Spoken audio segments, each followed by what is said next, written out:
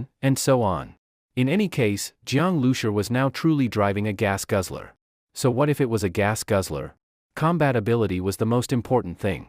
If he could find an unlooted gas station and fill up once, he could drive nearly 30,000 kilometers. That's 3/4 of Earth's equator. A big tank meant freedom. Beep beep beep. Jiang Lusher honked the horn in front of the black building. Soon, when Xiao Tian came running out from inside. Her hair was a bit messy, and her eyes were still sleepy. Clearly, she hadn't fully woken up. She rushed out in a hurry, stuck out her tongue when she saw Jiang Lusher, feeling a little embarrassed. But soon, her eyes landed on the base vehicle. Previously, the front of the base vehicle had been smashed so badly that you could almost see the shape of the wild boar's head. Now, the dented front and bumper were all repaired. It looked no different from before. This repair skill was too impressive. Auto bodywork was not an easy task. When Xiao Tian didn't know the details, but she knew this kind of work usually required professional technicians. Jiang Lusher, a rich kid, had done it himself? The most unbelievable part was even the shattered windshield was restored. Bodywork might still be believable, but how could a mostly broken windshield be perfectly repaired? It's not like this scrapyard had spare minibus windshields lying around. Get in, Jiang Lusher said. When Xiao Tian got in the car in a daze. Earlier, when Jiang Lusher said he was going to repair the vehicle, she thought it would just be patching a few holes with iron plates. She didn't expect such a complete restoration. It was unreal. So once in the car, when Xiao Tian stared at the windshield, she couldn't hold back her curiosity and softly asked, "This glass? Glass?" "Oh," Jiang Lusher coughed and shamelessly said, "there was a spare one in the storage compartment under the vehicle." Spare? When Xiao Tian widened her eyes. She had heard of spare tires, but never spare windshields. That was way too far-fetched. Of course, no matter how imaginative she was, when Xiao Tian couldn't possibly guess that Jiang Lusher's base vehicle was high-tech through and through, equipped with self-repair functions. Although she felt something wasn't right, she had no choice but to accept Jiang Lusher's explanation. "The town ahead is my home. If you're looking for a gas station, there's one in the town too." Along the way, Jiang Lusher had only passed through poor rural areas, and gas stations couldn't possibly be set up in small villages. Now, he would finally encounter his first gas station. Finally, someplace to refuel. The gas stations on highways had long been taken over by the military. After the apocalypse, gasoline, like food, became a highly valuable resource. But this small rural town had poor traffic connections and was surrounded by zombies along the way. Jiang Lusher believed that the military forces wouldn't have extended their control here in such a short time. This gas station was very promising. After the fuel tank upgrade, all of the base vehicle's high fuel-consuming functions had been unlocked. Refueling had become an urgent priority. The straight rural road had only 2 narrow lanes. On both sides of the road grew old locust trees. These old trees had been growing for decades, tall and thick. Every summer, the trees would bloom with white locust flowers, attracting many beekeepers to bring their hives here. They would sell honey by the roadside. Unfortunately, now, with the apocalypse approaching, such scenes would never happen again. On both sides of the road, Jiang Lusher even saw a few abandoned and broken beehives. Several abandoned vehicles were parked along the road, and the people who had been in them were long gone. This was the small town where when Xiaoyan's family lived, the center of the entire town had only 2 intersections. It was a tiny place. All the commercial shops, small eateries, and the rural credit cooperative were gathered along these few intersecting roads. Screech! A light-breaking sound rang out. A minibus stopped at an intersection. Then, bang! With a loud crash, the small cargo truck being towed slammed hard into the back of the minibus, causing it to shake violently. When Xiao Tian swayed in her seat and looked uneasily at the rear of the vehicle. They had rear-ended so many times along the way, was this kind of collision really okay? Jiang Lusher sat in the driver's seat, looking around. Next to the intersection was a noodle shop. Several cars were parked randomly on the road. One of them had crashed into a streetlight pole. Its front end was completely caved in, and its shattered windshield was covered in dried, dark brown blood. It was unclear whether the person inside had died from the crash or had been pulled out and eaten by zombies. "My home is in a small alley about 200 meters ahead." When Xiao Tian spoke nervously. Approaching her home, her heart was filled with anxiety. She had barely slept the night before, waking again and again from nightmares, always dreaming of her family being torn apart by zombies or turned into zombies themselves. Especially now, seeing the tragic state of her hometown, she was even more worried. She even felt afraid to go home. The sight before her made her heart pound wildly. But her home was right ahead. No matter how scared she was, she had to go back. However, Jiang Lushur didn't start the car right away, nor did he get out. He just gripped the steering wheel, seemingly deep in thought. What's wrong? When Xiao Tian asked uneasily. She had thought Jiang Lushur had stopped beside the noodle shop to search for food, but that didn't seem to be the case. Strange. Something's off about this town. Jiang Lushur seemed to be talking to himself. Huh? When Xiao Tian froze. She didn't understand what Jiang Lushur meant by off. It's too quiet. For a small town like this, there should be at least 30 or 40,000 people. The town center is usually the most densely populated, so there should be thousands of people gathered here. But now, there are very few zombies on the road. Looking ahead, Jiang Lushur could barely make out a few wandering zombies in the distance. Logically, the commercial area of the town should be filled with zombies, maybe not packed wall to wall, but still at least thousands. Driving through would have been bloody and challenging. If a mutant beast showed up among so many zombies, the danger level would shoot through the roof. But now that problem didn't exist, and yet Jiang Lushur felt something was off. Yeah, you're right. When Xiao Tian had been too worried about her family to notice anything strange about the town. Not only are there few zombies, but the roads also aren't blocked like you'd expect. Your town probably doesn't have many cars, but with the apocalypse suddenly arriving and all the traffic accidents, the roads should be jammed. But look, these roads are still usable. Although many abandoned vehicles lined the road, most were parked to the side. A few were overturned in the middle, but there was plenty of space to drive around them. So that means, when Xiao Tian also noticed what Jiang Lushur meant. Someone must have cleared the roads. Could it be the military? Her eyes lit up with hope. If that were the case, then maybe her family was safe. Probably not, Jiang Lushur shook his head. The military isn't like cabbage, you don't just find them anywhere. Normally they're stationed in fixed locations. After the apocalypse started, it's already a stretch for them to maintain order in major cities. How could they spare forces to manage a tiny remote town like this? Yeah, the light in when Xiaotian's eyes faded in disappointment. But she also realized that what Jiang Lushur said was more logical, she just hadn't been thinking clearly. We'll find out once we go in. Jiang Lushur started the engine and slowly drove forward, staying alert. The zombies were still some distance from the vehicle. The minibus's engine and movement didn't make much noise and didn't attract any attention. The slowly moving minibus was like a disguised object silently infiltrating the town. However, Jiang Lushur didn't know that his vehicle had just entered the field of view of a pair of binoculars. "Brother Zhang, someone's coming," said a skinny, dark young man who looked a bit like a monkey. He grinned and said, "Might be something we can scavenge." Oh?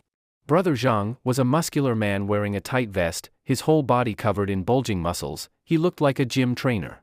He took the binoculars and looked. It was a broken-down minibus, and what made Brother Zhang laugh was that it was towing an even more broken cargo truck. The front of the truck looked like it had been smashed countless times. The paint was gone. That piece of junk? Even a scrapyard would only take it as junk metal, and this guy was still towing it? You call that something valuable? Your brain must be full of water. This hillbilly probably crawled out of some backwater mountain. He's probably still dreaming about finding the military. That broken piece of crap, wouldn't take it even if it were free. Brother Zhang scolded. The monkey-faced young man grinned and said, "Didn't brother you tell us to find fuel and food? Sure, the car looks crappy, but it came from outside the town, there's gotta be something inside. Maybe some rural specialties or something. We've already looted most of the stuff in the town. Brother you still wants us to find more. Even a grasshopper's leg is still meat. And maybe there's a country girl inside too?" As he spoke, the skinny man showed a sinister smile. Brother Zhang thought for a moment, then straddled a motorcycle. He waved behind him. The skinny man quickly climbed onto the back seat, carrying a steel pipe on his shoulder. Brother Zhang raised his hand and shouted with authority, "Brothers, follow me." Vroom. The motorcycles roared. 7 or 8 bikes, each carrying 2 or 3 people, a gang of thugs like locusts, charged toward the minibus. The base vehicle was driving slowly. "Turn left here, then keep going a bit after entering this road," when Xiao Tian pointed at the road and said. At that moment, Jiang Lushur suddenly turned the steering wheel. The base vehicle, which had been crawling like a snail, immediately veered to the side. When Xiao Tian cried out in surprise, her body swaying with the car's sudden movement. But since she was wearing a seatbelt, she was only startled by the sudden change. Huh? A young man riding a motorcycle that had just rushed out froze for a moment. He had just come out from an alley next to the base vehicle and originally intended to smash the car window from the side, but didn't expect that although the driver was going slow, his reaction was pretty quick. And the car, its turning speed was way too fast. The motorcyclist was caught off guard and almost lost balance, nearly falling over with his bike. Vroom vroom vroom. When Xiao Tian had just lifted her head when she heard the sound of engines all around. Looking out the window, she was shocked to see 7 or 8 motorcycles rushing out from the alleys, circling around their vehicle. The young men on the motorcycles were holding iron rods or axes, clearly not friendly. The motorcycle that almost crashed earlier came around to the front. The rider shouted angrily, "Fuck you. Stop the car." Brother Jiang, when Xiao Tian looked nervously at Jiang Lushi. These people looked vicious, not like good people. Normally, seeing survivors instead of zombies would be a good thing, but now when Xiao Tian felt scared. Jiang Lushi silently watched the motorcycles. These people clearly had bad intentions, how could he possibly stop the car? So when the young man shouted, Jiang Lushi didn't even show the slightest intention of stopping. Seeing the driver ignore him, the young man cursed, "Fuck," and sped to the back, saying to Brother Zhang, "He won't stop." The monkey-faced young man behind Brother Zhang quickly asked, "Is there a girl?" "Looks like there is." Hee hee. The monkey-faced guy rubbed his hands eagerly, force him to stop. Dragging a busted cargo truck, where does he think he's going? What do you say, Brother Zhang? He didn't forget to ask for instructions. Brother Zhang nodded. Force him and smash his windows. Be careful. No problem, the young man responded. The 7 or 8 motorcycles all revved up and started closing in on the minibus. When Xiao Tian watched as one motorcycle came right up next to the window. Through the glass, she saw 3 young men grinning at her wickedly, shouting something, and then, bang! 2 of them, seated in the back, slammed steel pipes hard against the window. Ah! When Xiao Tian instinctively dodged. "Don't be afraid," Jiang Lushi said without even looking. There's no way bulletproof glass could be broken by steel pipes. Compared to the strength of the mutated wild boar, these guys weren't even worth mentioning. The 2 young men didn't have a good time either. The impact bounced their steel pipes back. One of them even lost his grip, and both had their arms numbed from the shock. At that moment, Jiang Lushi slowly stepped on the gas and began accelerating. What are these people doing? When Xiao Tian turned to look at them, still shaken. "Robbing," Jiang Lushi said. "Robbing?" When Xiao Tian's eyes widened. "Robbing, at a time like this? Maybe also stealing girls," Jiang Lushi added. When Xiao Tian froze, then subconsciously pulled her collar tighter. From the way those men looked at her, it was very likely. Jiang Lushi was preparing to shake off these biker thugs. Fuck! Stop the damn car already. After repeated failures, the bikers weren't giving up, instead, they were getting angry. Vroom vroom. More bikes came closer, this time toward Jiang Lushi's side.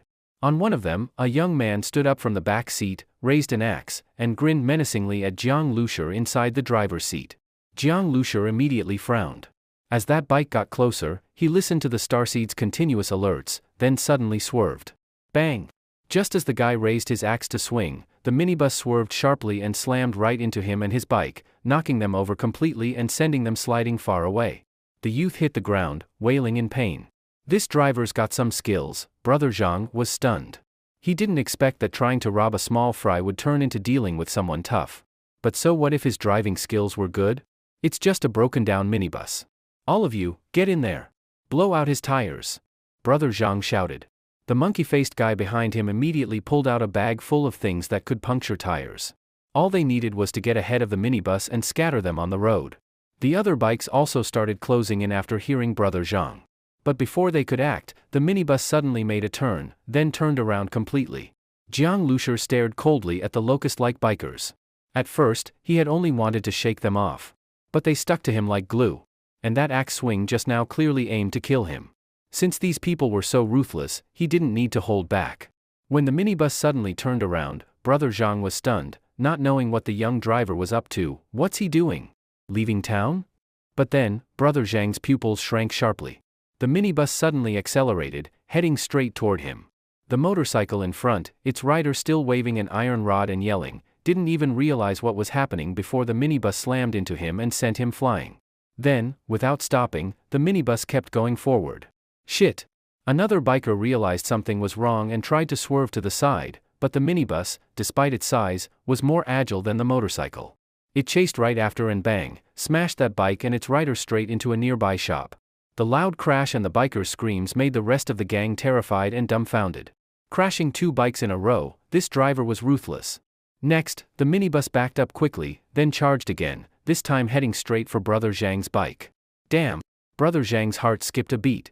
This beat-up minibus actually gave him the feeling of being stared at by a wild beast. Its old, common front end looked like a pair of cold eyes, making him feel chills all over. Damn, that car's gone crazy. Brother Zhang had still been thinking about how to handle the situation, but when the minibus suddenly accelerated and charged at him, he didn't care about anything else and rushed into a nearby alley in panic. Hearing the sharp screech of brakes behind him at the alley entrance, Brother Zhang turned around and looked. Staring at the front of that minibus, he still couldn't believe what he saw. Brother Zhang, what now? The monkey-faced man still felt like he had narrowly escaped death. His mouth was dry as he asked, "How the hell would I know?" Brother Zhang cursed. His heart hadn't even calmed down yet. That minibus might be big, and clearly worn out, dragging a burden behind it. Who would have thought it could perform so well? And the windshield, hit twice and still didn't break. 3 motorcycles were overturned. The people on them were likely done for. Even if they weren't dead, serious injuries couldn't be treated now. And how were they supposed to explain this to Brother Yu? Seeing the rest of the bikers flee into the alley, Jiang Lushi finally stepped on the brakes and came to a stop. When Xiao Tian still had a stunned look on her face. After Jiang Lushi hit the first motorcycle, she had shut her eyes tightly. But judging by the sounds afterward, she could more or less guess what happened. Those who were hit were most likely either dead or badly injured. But if they hadn't done this, if she and Jiang Lushi had fallen into those bikers' hands, their fate might have been even worse. When Xiao Tian turned to look at Jiang Lushi, she saw that he seemed to be calming himself down. After exhaling twice slowly, he looked at her calmly. They probably won't show up again anytime soon. You just said your home was where? Jiang Lushi had a good memory, but not much of a sense of direction. Especially on unfamiliar roads like these. With Wen Xiaotian guiding him, Jiang Lushi drove the base vehicle to a courtyard and stopped at the gate. The courtyard wall wasn't high, and the space inside wasn't large. There were some flowers and plants growing inside, and in one corner, a vegetable garden. There was a row of gray porous bricks with scallions planted in them, growing quite well. The ground was cement, and by the wall, there was moss and small weeds growing in the damp spots. The low 2-story house looked like something from the 1990s, but the old windows were very clean. "This is my home," Wen Xiaotian said anxiously. She fidgeted with her fingers, then bit her lip and quickly stood up from the passenger seat, walking to the car door. "Wait a moment," Jiang Lushi called to her, then pressed the horn twice. Beep beep. The horn of the base vehicle was very clear and bright, but not harsh. Jiang Lushi looked through the windshield at the little building and then glanced around. There were no zombies coming out of the other buildings either. As the horn sounded, Wen Xiaotian's heart jumped into her throat. She stared nervously at the security door of the small building, afraid it might suddenly rattle and something might come from behind it. Jiang Lushi honked a few more times, but there was no unusual movement. He looked at Wen Xiaotian and signaled that it was safe to get out. Wen Xiaotian nodded with anxiety, took a deep breath, and finally gathered the courage to open the door and step into the courtyard. Jiang Lushi watched as she walked to her front door. She pulled out the key to open it, but her hands were shaking nonstop. It took a long time before she finally opened the door. Jiang Lushi could fully understand how she felt. If it weren't for safety reasons that required him to stay in the car, he would have gone with her. But given how strange the town was, it was better for both their safety if he stayed in the vehicle. All around were residential buildings, but there were no zombies. Even in the entire area, there were very few zombies. While observing the surrounding buildings, Jiang Lushi noticed bloodstains on some doorways and windows. By now, when Xiaotian had come out of the house and returned to the vehicle, her face blank. "How was it?" Jiang Lushi asked immediately. He had been listening carefully when she went inside, but only heard her calling out to her family, nothing else. From her expression, it didn't look good.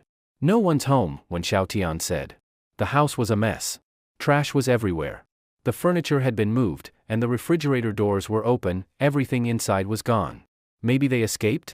When Xiaotian told Jiang Lushi what she had seen, holding on to a bit of hopeful thinking. Jiang Lushi looked at the door. He didn't say anything, but in his heart, he felt that was unlikely. If they had escaped in a rush, how could the door still be locked so neatly? Even the windows were all shut, and the curtains drawn. Also, people escaping wouldn't have left the house in such a mess. Taking food was one thing, but why move the furniture? As he analyzed what she said, Wen Xiaotian seemed completely lost. Coming home and not finding her family left her disoriented. She didn't know what to do. Actually, when she decided to come back, she had considered this possibility. But now that it had really happened, she didn't know how to handle it. Her family was gone. They hadn't left her a note, not even a trace. When Xiao Tian, Jiang Lushur suddenly said, "You just mentioned something was left on the sofa?" When Xiao Tian was stunned, then said, "Blankets and stuff? What else? What was in the trash on the floor?" Jiang Lushur asked. When Xiao Tian didn't understand why he was asking that, she said, "I checked, my family didn't leave anything for me. Not for you. Look around, there are very few zombies in this area. The doors and windows of this house are all closed. It's very possible someone is still living here. Blankets on the sofa might mean someone was sleeping there. If there's fresh trash in the house, that's even more likely," Jiang Lushur explained his reasoning. He only said this after analyzing many details. He wouldn't give Wen Xiaotian false hope without reason. As Jiang Lushur spoke, Wen Xiaotian's eyes widened more and more. Jiang Lushur said, "You can go check again. Confirm whether it's what I said." Before he could finish, Wen Xiaotian had already jumped out of the vehicle, this time, much faster than before. After Wen Xiaotian checked thoroughly, Jiang Liushur's guess turned out to be correct. With Jiang Liushur's hint, Wen Xiaotian quickly found many signs of someone living inside the house, including a water bucket in the bathroom, food scraps in the trash bag, and even many footprints on the floor. Wen Xiaotian was very impressed by Jiang Liushur's insight. He hadn't even gotten out of the car, and just from her description, he could analyze such an important detail. "What should we do now?" Wen Xiaotian was excited, knowing her family might still be alive. She was normally a pretty decisive girl, otherwise, she wouldn't have firmly asked Jiang Lushur to bring her back. But now her mind was in chaos, and on the whole journey, it was Jiang Liushur's right decisions that kept them safe. So even if her family might be nearby, she still felt she needed to ask Jiang Lushur what to do next. "Let's just wait here," Jiang Lushur said, looking around. This place was relatively safe. He leaned his seat back, laid down, and closed his eyes to rest. He'd been driving non-stop for a while. Although he rested at night, he was still tired. Wen Xiaotian definitely wouldn't be able to sleep, so she could stand guard. Actually, even without her keeping watch, it wouldn't be a big issue. Once the base vehicle's doors were locked, it became a weakened version of a mobile fortress. Normal zombies or even mutant beasts couldn't flip it or break in easily. Jiang Lushur would have plenty of time to react. When Xiaotian watched Jiang Lushur lying down and saw that his breathing quickly became steady and long. He really fell asleep, she thought to herself. She felt like Jiang Lushur was never afraid. No matter what happened, he kept executing his plans calmly. He was a very composed person. But, completely unafraid? That's probably impossible. When Xiaotian kept glancing around anxiously, feeling like her family might walk out from some alley any second. An hour later, Jiang Lushur suddenly opened his eyes. As he sat up, the driver's seat returned to its original position. "Looks like someone's coming." Footsteps came from an alley on the left. After the apocalypse, Jiang Lushur became a very light sleeper. In fact, he had already woken up, just kept resting. With his eyes closed, he was even more sensitive to surrounding sounds. "Yes." When Xiaotian also tensed up instantly. She heard it too. When Xiaotian bit her lip and stared nervously toward the alley, her heart racing. Jiang Lushur put his hand on the steering wheel, eyes filled with caution.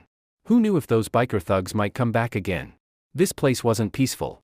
The footsteps were getting closer and sounded messy, likely a large group. When Xiaotian's nerves reached the peak. Soon, about a dozen men and women came quickly out of the alley. As they walked, they cautiously looked around. Some carried bags, others had backpacks. A few held steel rods or similar weapons. These people were of all ages and looked like ordinary survivors. When she saw them, Wen Xiaotian immediately pressed against the window, scanning their faces quickly. At first, she looked disappointed. "They're not." Then she suddenly stretched her neck and her eyes widened. "Lulu! Lulu!" When Xiaotian waved her arms excitedly. Following her gaze, Jiang Lushur saw a girl who looked somewhat like her, younger, with a ponytail, a dirty face, dressed in a dusty gray jacket, carrying a canvas backpack and holding an iron rod. She looked exhausted. Behind the glass, Wen Xiaotian waved frantically, forgetting that the window was tinted and couldn't be seen from outside. Those people approaching stopped in surprise when they saw the vehicle. Jiang Lushur noticed that after their initial surprise, they looked afraid and somewhat disgusted, with doubt in their eyes. The ponytail girl quickly took something out of her backpack and stuffed it into her jacket. The people beside her didn't stop her. Then, they cautiously approached the minibus. When Xiaotian, Jiang Lushur called. She snapped out of it, turned and ran to the door, still excited. "Brother Jiang, I saw my little sister." "That's good," Jiang Lushur said. He stayed in the driver's seat, watching as Wen Xiaotian ran outside, walked around the front of the vehicle, and headed behind the minibus. The people were getting closer, watching the vehicle suspiciously. Then they saw a young woman suddenly come out from behind the front of the minibus. They were startled. Before they could react, Wen Lulu also froze for a second, then ran over. The two sisters immediately hugged tightly. Lulu! When Xiaotian's eyes welled up. When Lulu also cried, Sis! I didn't think I'd ever see you again. The other survivors looked at each other, clearly confused. After crying for a while, Wen Lulu wiped her tears and said to the survivors, This is my sister. A survivor looked at Wen Xiaotian, puzzled, and asked, Your sister? I remember you said your sister was at Jiangbei University. Jiangbei was far from here. In this apocalypse, such a distance was like an unbridgeable chasm. Never seeing someone again was completely normal. When Lulu looked at Wen Xiaotian again, stared for a few seconds, then smiled through tears. She asked, Sis, how did you come back? I thought I'd never see you again. Wen Xiaotian was overjoyed. She pointed at the minibus behind her. Brother Jiang drove and brought me back from Jiangbei. Drove? In that vehicle? Not just Wen Lulu, even the survivors looked at the beat-up minibus and the ragged cargo truck behind it with disbelief. That thing made it from Jiangbei? Who's brother Jiang? Wen Xiaotian pulled Wen Lulu to the front of the minibus. The other survivors followed curiously. Around 10 people stood outside the windshield, staring at Jiang Lucia in the driver's seat with stunned expressions. He waved at them. Jiang Lucia felt awkward with his hand raised. Although none of them said anything, he could already read the words in their eyes. Are you kidding us? Jiang Lucia still sat in the car. He was looking carefully at a tablet showing the map from this small town to Jinling City, and at the same time he turned his head to glance at Wen's two-story small house. Wen Xiaotian had been inside for over an hour. The two sisters were in a room on the second floor. While he was looking at Wen's place, the curtain in that room moved a little. Jiang Lucia saw Wen Lulu's face appear behind the curtain. She looked at his minibus, then quickly shrank back. Jiang Lucia froze for a moment, then raised an eyebrow indifferently, and then looked back at the map. Sis, did he really kill a mutated wild boar? When Lulu withdrew her view, pulled aside the curtain, still very unbelieving, asked, Was that pig really that terrifying? Of course. Everything I said is true. When Xiaotian's eyes were red.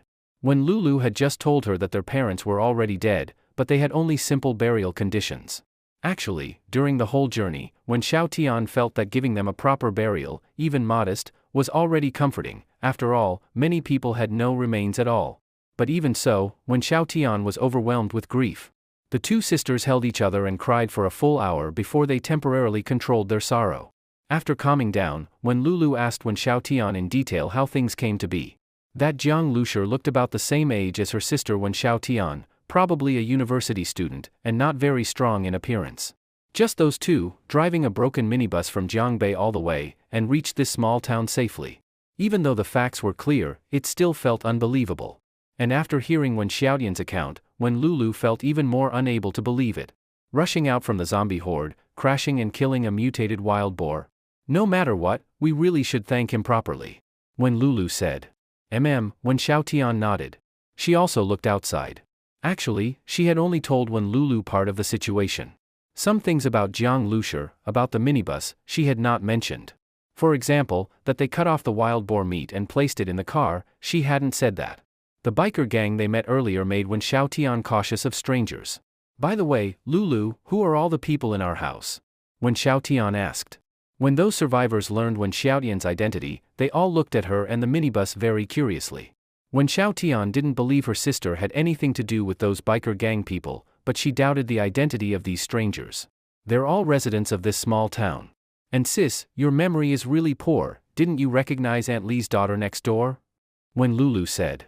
So they were just ordinary residents and neighbors. After the apocalypse, we gradually formed a group. During the day we search for food, at night we take turns keeping watch. At a time like this, there's not much difference between us, kind of like primitive society.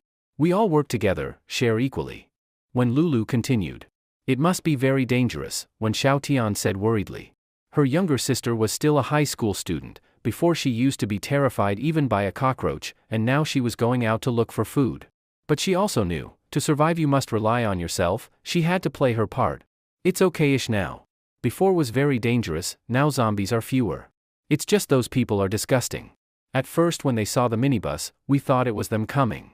When Lulu said, them, when Xiaotian froze for a moment, asked, do you mean those people riding motorcycles? When Lulu's eyes widened, you encountered them? What happened? Did they do anything to you? She asked anxiously. Nothing much, Wen Xiaotian explained their encounter. When she heard Jiang Lushur decisively ram those people away, when Lulu didn't recover for a long time. God. You haven't told yet, how did those people come to our house? Wen Xiaotian asked urgently. When Lulu used the word again, clearly those people had come before. Wen Xiaotian was deeply worried about Wen Lulu, remembering how nasty those people were. They came to collect protection fees. When Lulu frowned, looking disgusted. This gang, they have a leader. They drive zombies away, so to us survivors they demand protection fees. At first we thought the environment was safer, so paying a bit was okay. But they're too cruel, they're pushing us toward a dead end. With that, when Lulu dragged out from under the bed a very dirty hat and a scarf, and said, before they forced several girls to be their girlfriends. I had to not change clothes, when they came I had to wear this. A girl who loved cleanliness forced to do that. When Xiaotian felt both pain and anger. There was no way around it. When Lulu said helplessly. They ordinary people, they could do nothing. Never mind talking about this. Just being alive is good. Sis, have you eaten? When Lulu asked.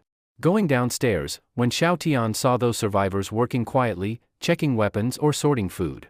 The food they took out of backpacks was mostly snacks and such. The wrappers were dirty, full of dust, many were squashed. Some wrappers even had disgusting bloodstains. A girl wearing rubber gloves was using a small basin to wash those wrappers. Xiaotian's sister. That girl looked up and smiled, greeting Wen Xiaotian. That girl was Aunt Li's daughter. It was no wonder Wen Xiaotian didn't recognize her earlier. She was also dirty, her hair dusty, looked like she hadn't washed in a long time. Only someone like that would be despised by those biker gang people, they wouldn't fancy them. Today's food is even less. It's getting harder and harder to collect. A middle-aged man was sorting food and complaining. Another old man about 60 said, it's not that we got nothing, didn't we find half a bag of rice in one house today? That's good. That's true. But we have to give away half of it. The rest is only enough for a few meals. The middle-aged man frowned. Being able to eat a few hot meals is good enough. The old man was in good spirits. He looked at Wen Xiaotian and said, now that Lulu's sister has come, this is a great thing. Why don't we cook today? This is not good. Wen Xiaotian quickly stopped him. Go call that young guy too, let him join the meal. The old man continued, I'll wash the rice now. Okay, I'll go call him. When Lulu, ignoring Wen Xiaotian's waving her hand, excitedly left the house and went toward the minibus. After hearing so much from Wen Xiaotian, Wen Lulu was very curious about Jiang Lushur. Knock knock. When Lulu knocked twice on the car door, while curiously peering inside. The window and door glass were both tinted. Even if she pressed her face against it, from the outside you couldn't see what was inside. Hearing Wen Xiaotian's descriptions, Wen Lulu had become very interested in this vehicle. From the outside it looked like a very old minibus, the kind normally used for rural passenger transport. Could the inside really be like an RV? Without seeing it with her own eyes, Wen Lulu found it hard to imagine. Hearing the knock, Jiang Lushur turned and looked, then pressed the button to open the door. When Lulu eagerly stepped onto the vehicle, her gaze impatiently scanning the interior. She said, hello, I came to ask you to go. Wow! What she saw inside made her stop speaking and let out a gasp. The inside was luxuriously decorated. Although space was not large, everything was complete. And the furniture was tightly packed into the limited space, yet it did not feel cramped at all. When Lulu glanced around and felt suddenly brightened inside. After the apocalypse, although she still lived in her home, her living conditions had worsened. No water, no electricity, not enough to eat. For a girl, even the last time there was no water in the bathroom was a huge challenge. She had forced herself to adapt. When Lulu stood at the door, amazed and momentarily stunned. Not only was she shocked by how luxurious the minibus was, but also because Wen Xiaotian had told her that Jiang Lushur was a car enthusiast. These modifications very likely were things he had done himself. The car was broken and he fixed it himself. Now looking, when Lulu couldn't see any signs of repair. It was impossible to imagine the broken windshield or dented front she had heard about. Do you have something to ask me? Only after Jiang Lushur spoke did Wen Lulu snap out of it. Oh, sorry. Your car is amazing. I was just stunned. When Lulu smiled and said, thank you. Jiang Lushur replied.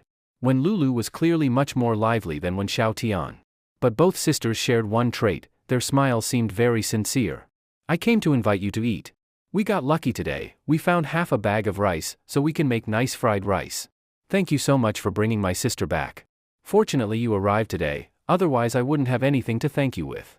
When Lulu said, pleased to be able to offer the best food they had to Jiang Lushur. Being able to eat fried rice truly was a good treatment. After their house and neighbors' food ran out, they had gone hungry for 2 meals. The power was out, many food spoiled. The food they could find from houses was not much.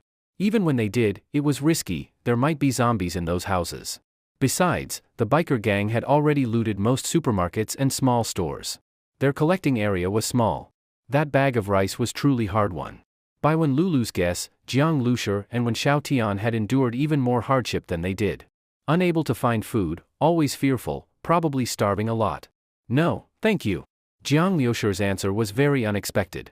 When Lulu froze, then said, you don't have to be polite. Just 1 meal, really, compared to what you did bringing my sister back, it's nothing. I am not being polite. I really don't need it.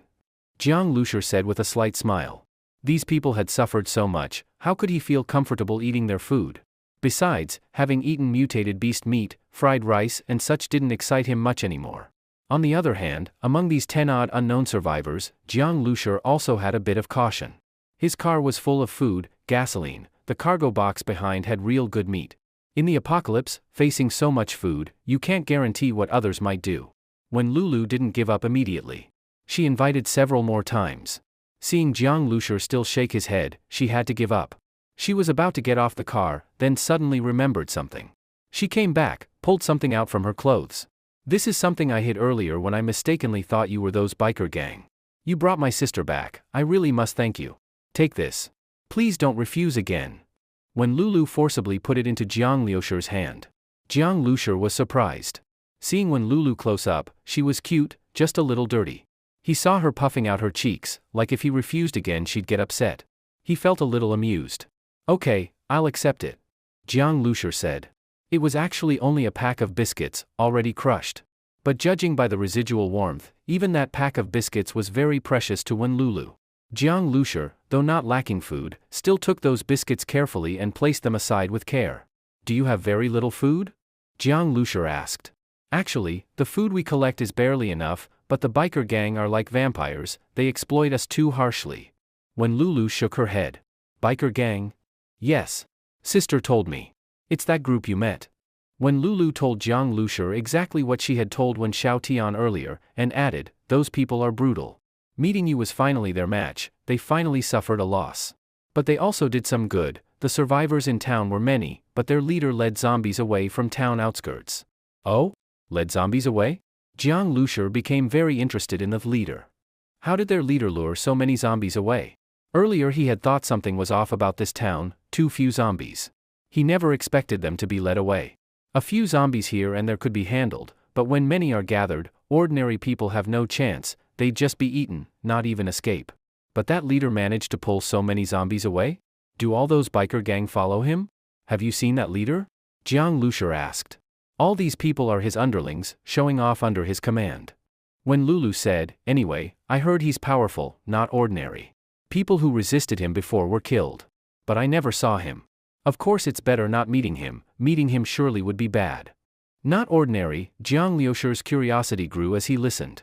By the way, when Lulu, in mid-speech, suddenly realized something. Her face took on a very worried expression, they'll come again today to collect supplies. If they see your car, they'll definitely trouble you. I see. Jiang Lushur felt sympathy for Wen Lulu and the others, but actually he didn't feel too emotionally tied. The biker gang were hateful, yes. But because of their leader, this area now had fewer zombies, that was also true. So when Lulu complained and hated them, but didn't resist. More importantly, their strength was so great they couldn't resist, and the survivors clearly couldn't either. Now they were starving, but if zombies were everywhere, they might already be eaten by zombies. If Jiang Lushur took Wen Lulu and Wen Xiaotian away, he could bring them to a safer, more stable place. He didn't mind doing that. But he didn't know how the upcoming journey would be. He knew nothing about the situation in Jinling. Taking the 2 sisters away, how would he care for them later? So after hearing Wen Lulu's words, Jiang Lushur didn't know what he could help them with. Staying could put them at risk because he had run over some of the biker gang earlier. For now finding her sister was the first priority. Where is the gas station in your town? Jiang Lushur asked. He hadn't come to this town only to bring Wen Xiaotian back, he had business. Gasoline in the big cities had likely been gathered by the military. This town might be his last hope before reaching Jinling. Otherwise he'd have to keep scavenging from abandoned cars, but compared to the base vehicle's current fuel storage, that was too much work. A gas station? You want to refuel? When Lulu looked at the base vehicle. A car that when Xiaotian said could kill a wild boar surely used a lot of fuel, and also the power might be from gasoline or diesel. Yes. Jiang Lushur nodded. I need a lot of fuel. This, when Lulu showed a conflicted expression. You might not be able to go to a gas station. But there are many abandoned cars on the road. If you're lucky, you can find a few that haven't had their fuel drained. That should be enough. Huh? Jiang Lushur was stunned. They couldn't go to the gas station? After listening to Wen Lulu's explanation, Jiang Lushur finally understood the reason. The leader of that biker gang had almost taken over all the resources in the town, including gasoline. They all traveled by motorcycle, so gasoline was a very important resource for them. He even set up his base of operations directly near the gas station. When Lulu advised Jiang Lushur not to go near. All the survivors in the town were plundered by these people. Those who were unlucky or tried to resist were directly killed. The enemy was too strong, not someone they could contend with. Survivor teams like theirs could barely survive under their control, but they would never actively approach the area near the gas station. But Jiang Lushur had not only resisted, he had even run over a member of the biker gang. He was definitely being targeted. Jiang Lushur thought for a moment and asked, "What's the name of their leader?" "Just know he's called Brother Yu," Wen Lulu said. She saw that Jiang Lushur didn't react much after hearing it and had no idea what he was thinking. If you need fuel, you might still find some in small cars' fuel tanks. But our town is small, not many cars. The fuel tanks of those big trucks have long been drained. They've been too lazy to siphon from small cars for now, so there might still be some left, Wen Lulu said. Although this would waste a lot of time, there was no other way. In the apocalypse, there were too many helpless things. You'll probably only get around 100 liters at most. I'll help you look for it. Maybe in 3 or 4 days, we can collect that much, Wen Lulu said. Jiang Lushur listened and shook his head inwardly. 100 liters was just a drop in the bucket compared to his fuel tank's capacity, far from enough. At this moment, the sound of engines suddenly came, and when Lulu's expression changed, "They're coming." Jiang Lushur turned his head following her gaze and saw several motorcycles entering their field of view. He quietly placed his finger on a button next to the dashboard, and in his mind, the performance data of the base vehicle surfaced from the star seed. The base vehicle was in ready-to-start status. The motorcycles quickly approached. Jiang Lushur looked at these people and found they were unfamiliar faces. Judging by their expressions, they didn't recognize his vehicle. These people belonged to the same gang as those who had tried to rob him earlier, just another batch. Jiang Lushur released his finger, but the base vehicle remained on standby. Seeing that these people didn't seem to react to the vehicle, the nervous Wen Lulu also breathed a sigh of relief. "Brother Jiang, you stay in the car. I'll go out first," Wen Lulu said quietly. Then she sneaked out of the car and walked back into the yard. At this point, the other survivors in the house had also heard the noise, and they all came out, standing at the door peeking out, all with fearful expressions. The motorcycles passed by the minibus and glanced up at it curiously, but didn't pay much attention. The leader of this group was a young man with yellow hair wearing a leather jacket. His whole outfit screamed thug, like he was wearing a sign that said, "I'm a gangster." Jiang Lushur guessed that the Brother Yu, now ruling the town, might have been a biker gang member before the apocalypse. After the apocalypse hit, he gathered his old gang and formed his own faction. So his subordinates all looked like classic street punks. "All you get out here." The leather-jacketed youth shouted at the door, banging an iron rod against the gate of the yard. The banging was loud and the metallic sound was harsh. A group of survivors came out in a panic. When Lulu reacted quickly. She grabbed 2 handfuls of ashes left from cooking, mixed them with water, and smeared them all over Wen Xiaotian's face without saying a word. "Ah!" Caught off guard, Wen Xiaotian screamed as her sister suddenly smeared her face. But when Lulu looked anxious and whispered, "Don't scream. If they notice you, it'll be over." Wen Xiaotian also reacted quickly. She instantly understood, these bikers might kidnap and abuse pretty girls. Since the apocalypse, law and order had collapsed. Those who might have committed rape or molestation even in a lawful society were now doing much worse. "All of you hand over the food. Don't even think about hiding anything. If I find even 1 grain of rice later, I'll break your legs." The yellow-haired thug shouted, clearly enjoying his show of power. As a thug, his life before the apocalypse was miserable, show a little arrogance, and he'd be taken into the station for a good lesson. But now, he was the boss. Whatever he said went. Even those high and mighty women from before the apocalypse, weren't they now at his mercy? He relished this lawless world brought by the apocalypse. The survivors couldn't resist the biker gang, not because they were cowards, but because they knew they couldn't win. Once, a group tried to resist, refused to hand over food, and even fought back against the bikers. In the end, Brother Yu personally came and slaughtered them all. It was said to be a gruesome scene. Many victims were dismembered. It was as terrifying as being torn apart by zombies. Faced with such a powerful Brother Yu, what could they do? They handed over the food trembling with fear. An old man shakily brought out half a bag of rice he had found earlier. His cloudy eyes were full of reluctance, as if handing over his own life. "You old fart, hurry up. Are you trying to die?" Seeing the old man hesitate, the yellow-haired thug shouted impatiently. He snatched the rice bag forcefully, making the old man stumble and nearly fall. "You, go in and search." With a wave of his hand, his underlings rushed into the yard. Clanging noises erupted, pots and pans crashed to the floor. These people were like locusts, leaving nothing behind. "Damn, these bitches were actually cooking," one of the underlings shouted from inside. The yellow-haired thug's eyebrows shot up, and he turned to glare at the survivors. The old man's heart sank. Feeling the youth's fierce gaze, he tried to explain, "Young man, we agreed earlier to split the collected food half and half." "Pa! That was for dry food. And you dare keep rice?" The yellow-haired thug spat in the old man's face. "Take everything. You people still think you deserve to eat," he sneered. "Sir, young man, could you at least leave us a little? My grandson has a fever at home," the old man begged. His grandson was only 5 years old. In the apocalypse, life was fragile.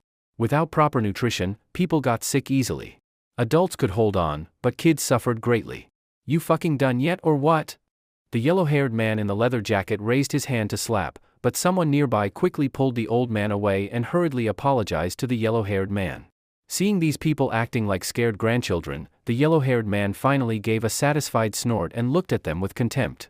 Many of these people probably wouldn't have even glanced at someone like him before the apocalypse, but now? They all had to bow and scrape. At that moment, the yellow-haired man casually turned his head and suddenly saw Jiang Lusher sitting in the minibus. Originally, he had only seen this beat-up minibus. Since the side windows were not transparent, he didn't know there was someone inside. But the front windshield made it clear someone was there. Immediately, the yellow-haired man flew into a rage. "You fucking didn't hear me? Are you deaf or dead? I'm here collecting stuff, and you dare sit in the car? Tired of living? Get the fuck down." He cursed loudly at Jiang Lusher. Before the apocalypse, he had lived a miserable life. After the apocalypse, he finally rose to power. The thing he hated most was someone showing him disrespect. The more petty the man, the more intolerant he became after gaining power. Jiang Lusher looked indifferently at the yellow-haired punk. With his temper, he'd already wanted to teach this dumbfuck a lesson. But earlier, since he was planning to leave the town soon, he didn't want to provoke Brother Yu. He himself would be fine, but these survivors might suffer for it, so he held back. But now, he had been targeted by them. Jiang Lusher gripped the steering wheel with both hands and didn't move. The yellow-haired man exploded with rage. "Open up! Open it! Fuck you!" Seeing that Jiang Lusher didn't move, the yellow-haired man swung his iron rod and smashed it onto the front of the minibus. Bang!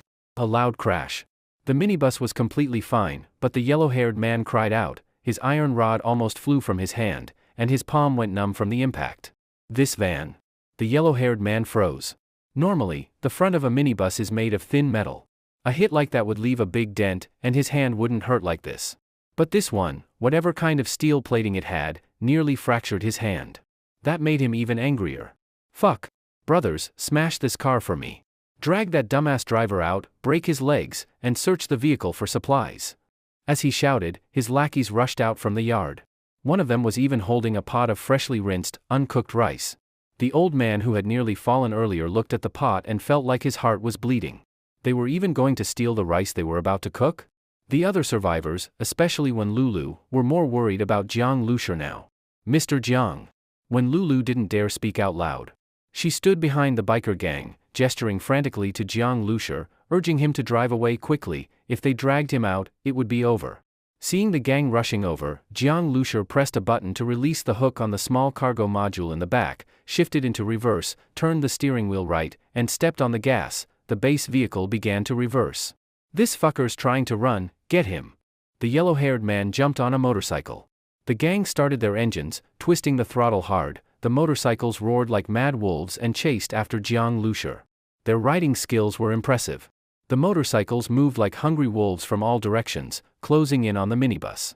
"Brothers, puncture this shitty van's tires."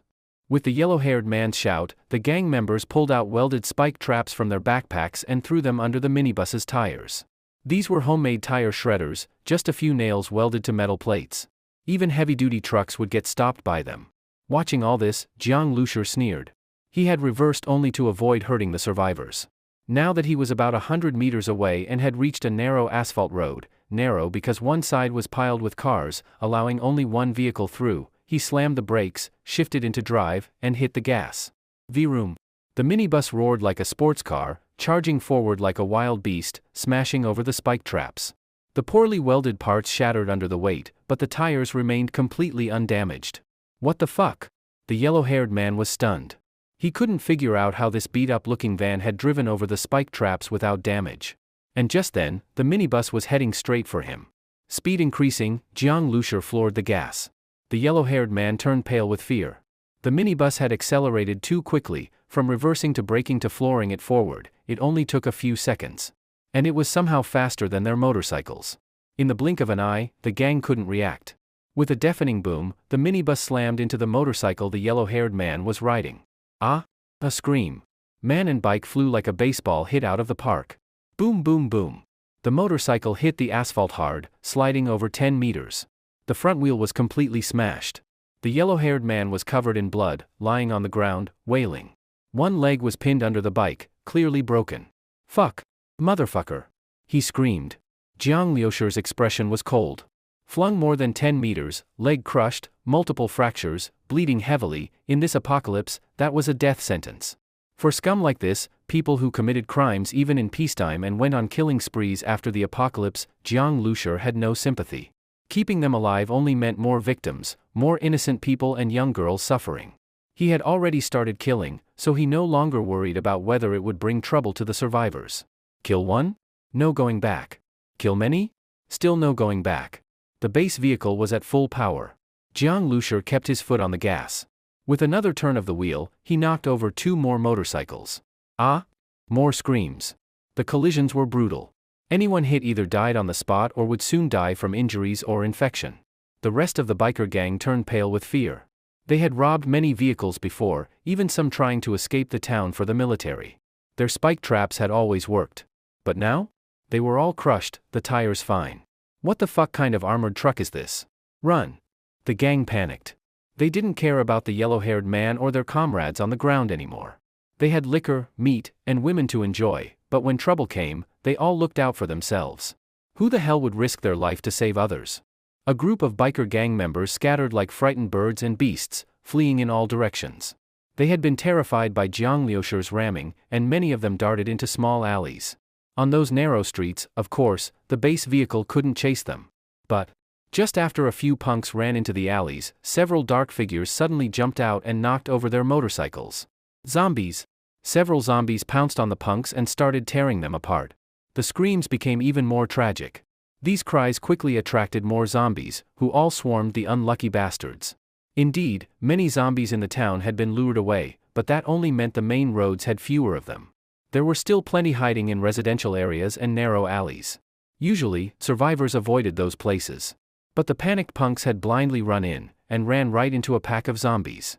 Many of them instantly became zombie food, dying miserably. Seeing this, Jiang Lusher frowned. While the zombies were busy tearing into the punks, he eased off the gas and drove the base vehicle away. He wasn't afraid of attracting zombies, but the survivors would be in danger. If a horde of zombies rushed into the courtyard, the survivors probably wouldn't make it. So, Jiang Lusher quietly drove the base vehicle back. The dozen or so survivors in the courtyard were all stunned by what they had just witnessed. They were shocked by the minibus Jiang Lusher was driving. How could such an old, beat-up-looking van be so powerful? It crushed the spike traps, smashed so many motorcycles, and the front wasn't even dented. Not even the paint was scratched. What the hell was this thing? After the shock came fear. He killed so many of the biker gang, what was going to happen to them now? Before, people had been slaughtered just for refusing to hand over food or hitting a gang member. Brother Yu had shown up himself and killed everyone, even chopping them up. Now their fate would surely be worse. As Jiang Lusher slowly drove the van back, the survivors went pale with fear, not knowing how this would end.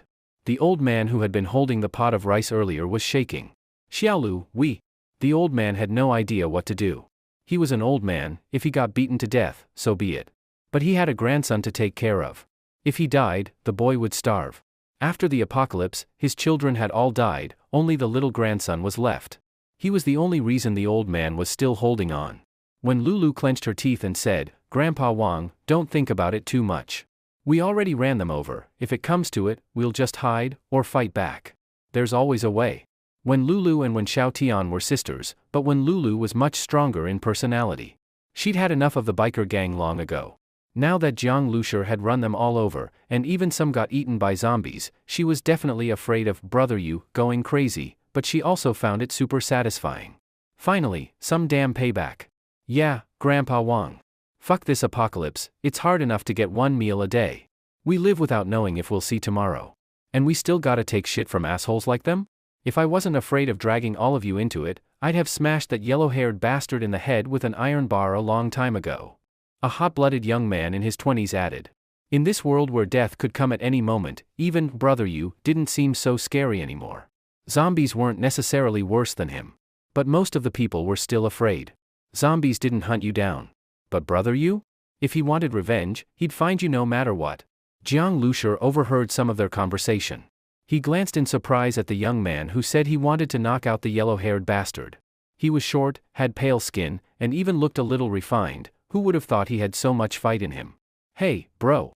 Do me a favor. Drag that half-dead yellow-haired prick over here, Jiang Lushur said to the pale guy and handed a pack of chocolate-covered peanuts through the window. This is for you. Jiang Lushur liked the guy's attitude. Plus, he didn't want to get out of the van himself to drag the yellow-haired man over. No telling if the zombies might be drawn by the guy screaming. Staying in the van meant he could respond to danger at any time. Also, he had a whole stash of mutated beast meat, enough dry rations to fill a storage room. To him, this little pack of chocolate was nothing. Giving one away didn't matter at all. But in the eyes of the survivors, this tiny pack of chocolate made their eyes light up instantly. Chocolate. They hardly had any food to begin with, and most of it was trash, like it had been pulled from a dumpster. The better stuff always got taken by the biker gang. A high-calorie, great-tasting food like chocolate? They didn't even dream of it. They were sick of stale biscuits and gross, cheap instant noodles. They could barely eat that crap anymore. And now Jiang Lushur just casually gave some away. The pale-skinned young man lit up. He hesitated, swallowed hard, then shook his head reluctantly. That's not right. I can't take it. That bastard bullies us every day, dragging him over is a pleasure. His response made Jiang Lushur feel like the chocolate didn't go to waste. He tossed it over and said with a grin, just take it. There's still danger in dragging him over. Besides, he's still useful to me. The young man had no choice but to catch it. Under the envious stares of the others, he awkwardly said, thanks then. He immediately ran over, grabbed the yellow-haired guy by the back of his collar. The yellow-haired man glared at him with hatred, but got a slap across the face. What the fuck are you looking at? Still not convinced? The pale-skinned youth didn't hold back and dragged him roughly toward the van. As the broken leg was dragged, the yellow-haired man let out a scream, only to be slapped twice more. Shut the fuck up. If you lure zombies over here, I'll hang you from a lamppost and let them eat you alive from your feet up. After getting Jiang Lushur's chocolate, the guy was suddenly all business. The yellow-haired guy felt a chill. This dude wasn't messing around, clearly getting revenge. After 3 slaps, his mouth was bleeding, his face swollen. He couldn't even scream anymore, just groaned. With no medical care, his leg was basically done. Even if it didn't rot or get infected, in the apocalypse a broken leg meant death anyway. That's why he looked so bitter and hateful. He didn't beg for mercy. But now, hearing the pale youth's threat, he realized that dying outright and dying after torture were two very different things. Jiang Lushur watched from the van and clicked his tongue twice. Damn, this guy's good at scaring people. Fine by him, saves him the trouble. The yellow-haired man was soon dragged to the front of Jiang Lushur's van, leaving a long trail of blood on the ground. He had done plenty of brutal things, but never had he ended up like this. Thrown in front of the van, he looked up at Jiang Lushur in the driver's seat, and felt a chill go down his spine. Forget feeding him to zombies, even just running him over a few times with that terrifying van would be enough to make him wish he were dead. The pale-skinned guy had only made threats, but Jiang Lushur, who looked like an ordinary young man, wouldn't hesitate for a second if he decided to hit the gas. I dragged this dumbfuck over. If there's anything else you need me to do, just say it, the pale-skinned young man said to Jiang Lushur through the windshield. After he finished, he sneered and gave Huang Mao a cold look. The meaning behind that look was obvious. Huang Mao hated this pale-skinned guy to the core. Before Jiang Lushur showed up, this guy wouldn't have dared to act this cocky. He was nothing but a pathetic coward, always groveling in front of him. Back then, Huang Mao didn't care at all what these survivors looked like. There weren't any delicate pretty girls anyway. When Lulu and the others were covered in dirt from head to toe, even mud in their hair.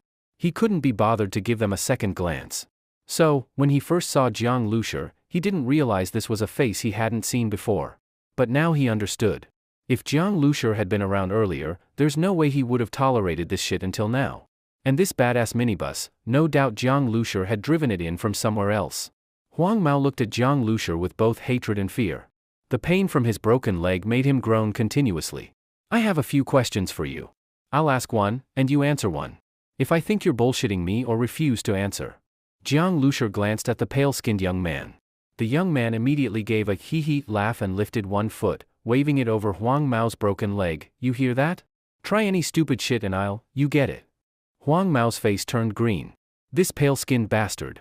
He felt utterly humiliated, but the fear of more pain forced him to speak. Go ahead and ask. This brother Yu, who is he? How did he lure the zombies away? Tell me everything, Jiang Lushur asked. He knew he'd already made an enemy out of brother Yu. Since this guy was said to be so dangerous, Jiang Lushur needed to learn as much as he could in advance to be ready. Brother Yu? Heh. Huang Mao grinned when he heard the question. So this guy had heard about brother Yu too? Clearly, he was scared. That's why he was asking. If you were scared, you should have played nice from the beginning. Now you're afraid? Too fucking late. Not to scare you or anything, but brother Yu isn't a normal person. He's way tougher than your average zombie. Back then, brother Yu used just one motorcycle to lure all the zombies in this area away. Alone. In a horde of thousands, maybe tens of thousands of zombies, he killed his way through and came out without a scratch. As he spoke, Huang Mao carefully watched Jiang Lushur's expression.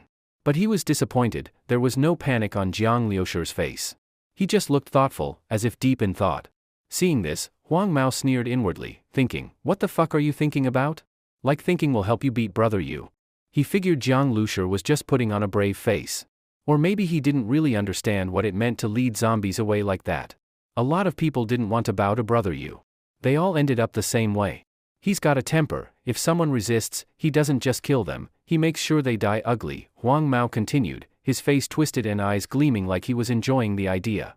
He was doing his best to scare Jiang Lushur. Dismemberment, right? I've heard about that, Jiang Lushur said calmly. His response left Huang Mao stunned, and a bit confused. How could someone stay this calm? Did he really think he could take on brother Yu? It's not that Huang Mao looked down on Jiang Lushur. He was just absolutely convinced that brother Yu wasn't human anymore. Normal humans weren't even in the same league. They were on completely different levels. How could you even fight that? Even without the motorcycle, brother Yu can lure zombies just with himself. They can't catch him. Not even Olympic sprinters could beat him. He's fast enough to race a motorcycle like it's nothing, Huang Mao added. Despite being powerless before Jiang Lushur, talking about brother Yu's strength gave Huang Mao a weird sense of pride, like he was strong himself. It was because he couldn't get revenge on Jiang Lushur, so now he was hoping brother Yu would. He's that fast? Jiang Lushur understood now. If his speed was really that insane, then yeah, normal people wouldn't stand a chance. If you couldn't even see him move in time, how would you fight him? By the time you realized he'd attacked, you'd already be bleeding. If he could race a motorcycle, that kind of speed was terrifying. Jiang Lushur was sure Huang Mao wasn't lying. Without that kind of speed, no way could one man lead away all those zombies. And not just that, what Jiang Lushur had been thinking about earlier was the virus data given to him by the Star Seed. What Huang Mao said, that brother Yu wasn't a normal person, was literally true. In fact, brother Yu and that mutant wild boar were the same type. When the virus hit them, their bodies mutated. But instead of turning into zombies, the virus altered them, turned them into mutants, or rather, superhumans.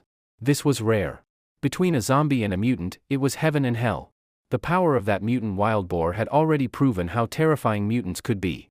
Mutants had way better survival odds in the apocalypse. Normal zombies couldn't even threaten them. Brother Yu was one of those mutants. And his mutation was probably speed. Using that ability, he had become a tyrant in this town.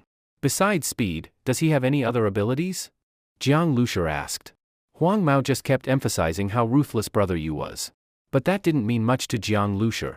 After a few more questions and realizing he couldn't get anything else useful out of Huang Mao, Jiang Lushur waved at the pale-skinned young man. The guy had been standing to the side with his hands in his pockets. When he saw Jiang Lushur wave, he ran over eagerly. Huang Mao started to panic. He had no idea what Jiang Lushur was planning to do with him. Jiang Lushur just stared at him through the windshield, deep in thought. The gas station was located at the other end of the town, near the exit. There were fewer zombies here. Along the road, some zombie corpses could still be seen hanging from balconies, slowly rotting. These zombies were originally humans. They only turned into extremely aggressive, super strong, and fast monsters because of the virus. Although their bodies had become very different from humans, they still bled and decayed after death. Seeing these corpses hanging there gave people chills. This area was the biker gang's territory now.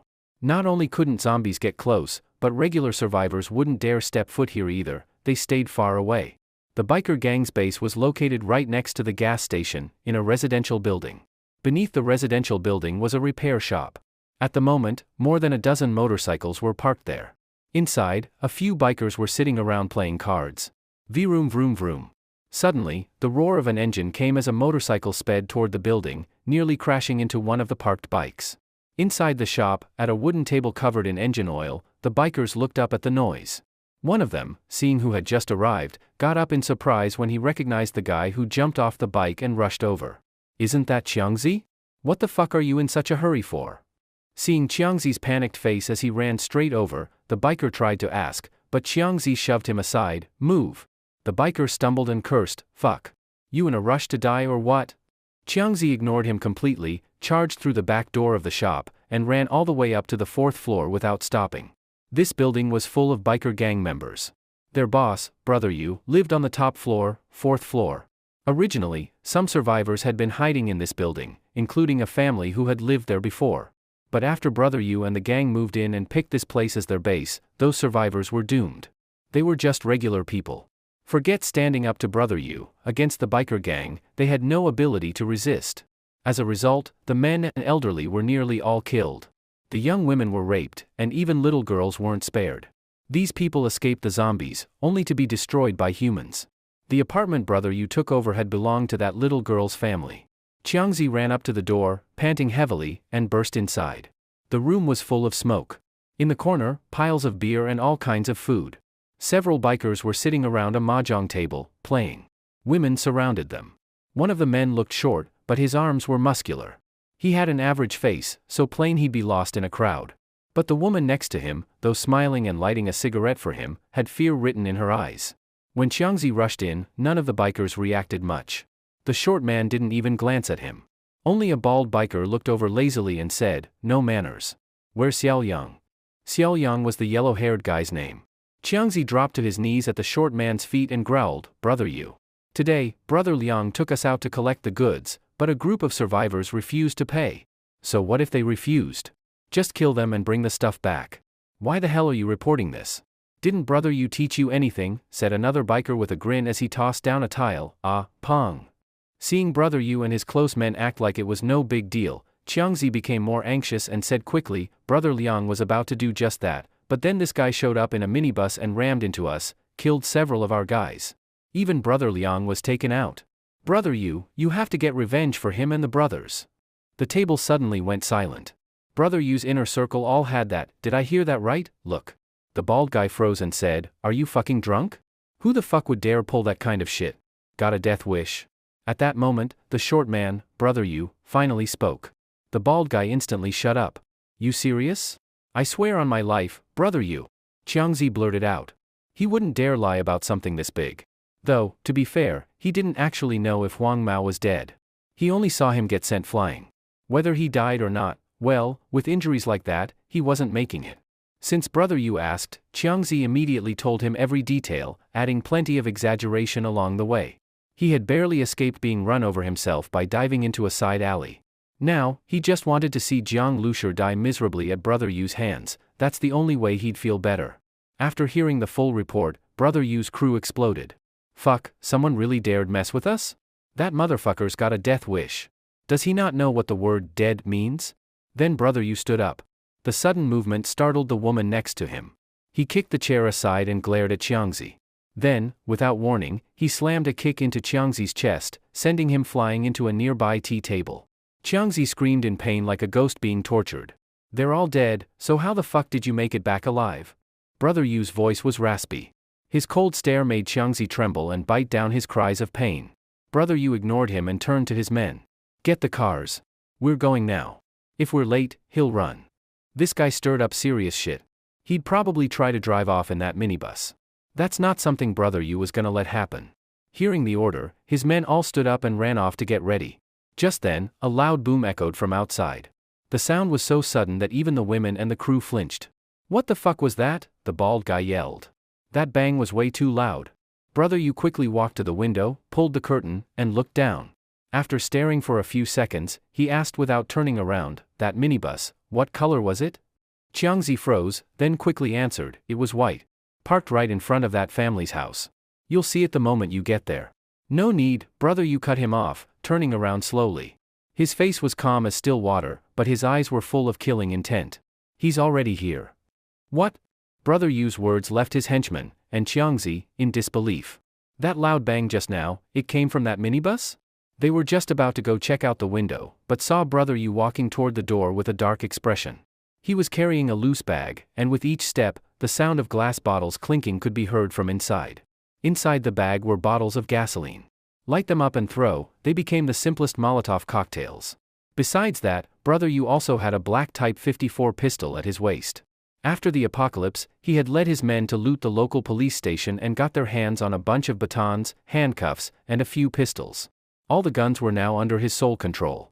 He was naturally suspicious and didn't trust anyone else with them. Grab your gear. Brother Yu's cold voice rang out as he stepped out the door. The biker gang sprang into action, grabbing iron bars, spike strips, Molotovs, and rushing downstairs.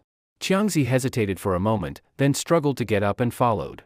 The women sitting around the messy card table exchanged blank stares. These women were captives here, abused by the biker gang. They quietly shuffled over to the window, looking outside, and saw the white minibus. They were numb to such conflict by now. Maybe soon they'd see Molotovs flying, the minibus engulfed in flames, the driver dragged out, tortured, and hacked to pieces. Since the apocalypse, girls who used to cry over a dying kitten now watched humans live and die without blinking. If only those fucking bastards got run over and died, one young woman suddenly said through gritted teeth. What the hell are you saying? Careful they don't hear you. Shoo, don't talk like that. Besides, that guy couldn't have run them over. Her friend immediately covered her mouth. Their fear of the biker gang, especially Brother Yu, was bone deep. By this time, Brother Yu and his men had already charged out of the building. As soon as they exited the repair shop, they were met with a nasty sight. The whole row of motorcycles parked outside had been rammed into the wall. All of them were piled together in a mess. And on top of those fallen bikes, lay a person. His hands were tied with rope, his head and body covered in rotten vegetable leaves and garbage. He was groaning nonstop. Qiangzi, who had just caught up, stared wide-eyed when he saw the figure. Brother Liang. That figure, like he'd crawled out of a dumpster, was Huang Mao. Brother Yu's eyes turned ice cold as he stared at him. And the moment Huang Mao saw Brother Yu, his screams grew louder. Brother Yu! Help me! My leg got crushed! As he talked about his leg, his voice became shrill and full of snot and tears. With a leg like that, he had no idea how he'd survive. Brother Yu glanced at him coldly without saying a word. Seeing his face, Huang Mao choked on his screams. From Brother Yu's expression, he saw disgust. That look made his heart sink. Don't kill the guy driving the minibus. I want him alive. Brother Yu said each word through clenched teeth. He hated Jiang Lusher with a passion. Since the apocalypse, Brother Yu had become the local tyrant of the town. The biker gang looked down on survivors like they weren't even human, like slave owners to slaves. And most survivors submitted and groveled before them, which only made their arrogance worse. They never imagined there'd be a survivor bold enough to fight back, and even attack them directly. Seeing how furious Brother Yu was, the bikers knew that the driver of that minibus was fucked. Dying would be the easy way out. Let's go grab that dumbfuck, the bikers shouted. They picked up the few still usable motorcycles and revved them hard. Which way did the van go? They crowded the entrance, but the minibus was nowhere to be seen. From the window earlier, they saw it had reversed away. In their minds, the minibus must have fled after pulling such a suicidal stunt. A chase scene was about to begin. That's their specialty, toss a bunch of Molotovs, and it's over. But just as they were about to chase after it, another loud boom erupted. This one came from the gas station. Screams followed. They had people stationed at the gas station, and clearly, their base had just been attacked. He rammed my gas station? Brother Yu's eyes glinted with murderous rage. The gas station was less than 200 meters away. That guy didn't even run, he attacked the gas station instead? Fucking suicidal. Suddenly, Brother Yu broke into a sprint. Like a cheetah, he leapt over the motorcycles and charged toward the gas station. His men snapped out of it and followed, engines roaring behind him. At the gas station, Jiang Lushur had already connected the minibus's automated fuel intake system to the pump. Gasoline was steadily flowing into his nearly empty tank. The biker gang had collected nearly all the fuel in town and stored it here. Jiang Lushur couldn't even use it all. At the same time, his eyes were fixed on the direction of the building, waiting for Brother Yu to appear. After thinking it over, Jiang Lushur realized that waiting for Brother Yu to come to him might endanger Wen Lulu and the others. Even if they hid, it might not be safe. There were too many bikers. If anything went wrong, he wouldn't be able to protect them. Besides, he needed a large amount of gasoline, that was the main point. The gas was in Brother Yu's hands. If he wanted it, he had to come knocking. Knocking over the motorcycles was just to cause a little chaos. Attacking the gas station was to buy time for refueling. Without enough gas, he couldn't even use some of the weapons on the base vehicle. Jiang Lushur kept his eyes on the fuel meter displayed by the star seed, 100L, 200L, 300L. Ever since the fuel tank was upgraded, refueling was ridiculously fast. The numbers jumped by the hundreds. When it hit 600L, a figure appeared by the flower bed outside the gas station, rushing toward him. The moment this person saw the minibus, he didn't hesitate, just charged straight at it. So fast. Jiang Lushur blinked. That must be Brother Yu. Seeing the minibus parked there refueling, Brother Yu instantly exploded with rage. This bastard, not only had he killed his men and provoked him, but now he actually dared to openly refuel here? Brother Yu lunged at the base vehicle like a leaping leopard, moving at a speed no ordinary person could match. Since this was a gas station, Brother Yu couldn't use Molotovs or risk firing a gun. Instead, he reached behind his waist and pulled out a three-edged military bayonet. He'd also found this bayonet in the police station, probably confiscated as an illegal weapon, lucky for him. Just then, the fuel nozzle suddenly detached, and the minibus let out a sharp screech. The vehicle suddenly started up and then accelerated sharply, shooting backward like a giant shell, heading straight for Brother Yu. Jiang Lushur didn't activate the instant acceleration, but the performance upgrade from the modified fuel system had already boosted his starting speed significantly. The heavy minibus now moved like a sports car, its rear end crashing toward Brother Yu with a screech.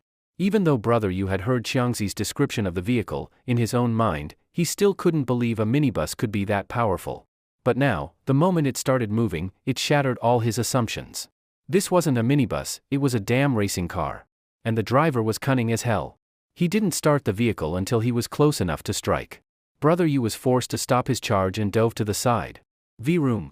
The minibus brushed past him. As it passed, Brother Yu spun around and threw a spike strip behind its tires. His spike strip was way better than the crude ones the gang used. This one had been dismantled from official police gear and modified. Once a tire rolled over it, the sharp spikes would pierce through. If the driver stopped in time, the tire could be saved, if not, it would burst after 20 meters. But the minibus rolled right over it, and the spikes didn't even pierce the tires. Brother Yu had heard the spikes wouldn't work on this van, but he threw it anyway, just to try. He didn't even bother checking the result. His eyes locked onto the door handle of the driver's seat. As the van passed by at high speed, he jumped. Brother Yu was fast. Jiang Lushur only saw him dodge via the rearview monitor, and then the van jolted.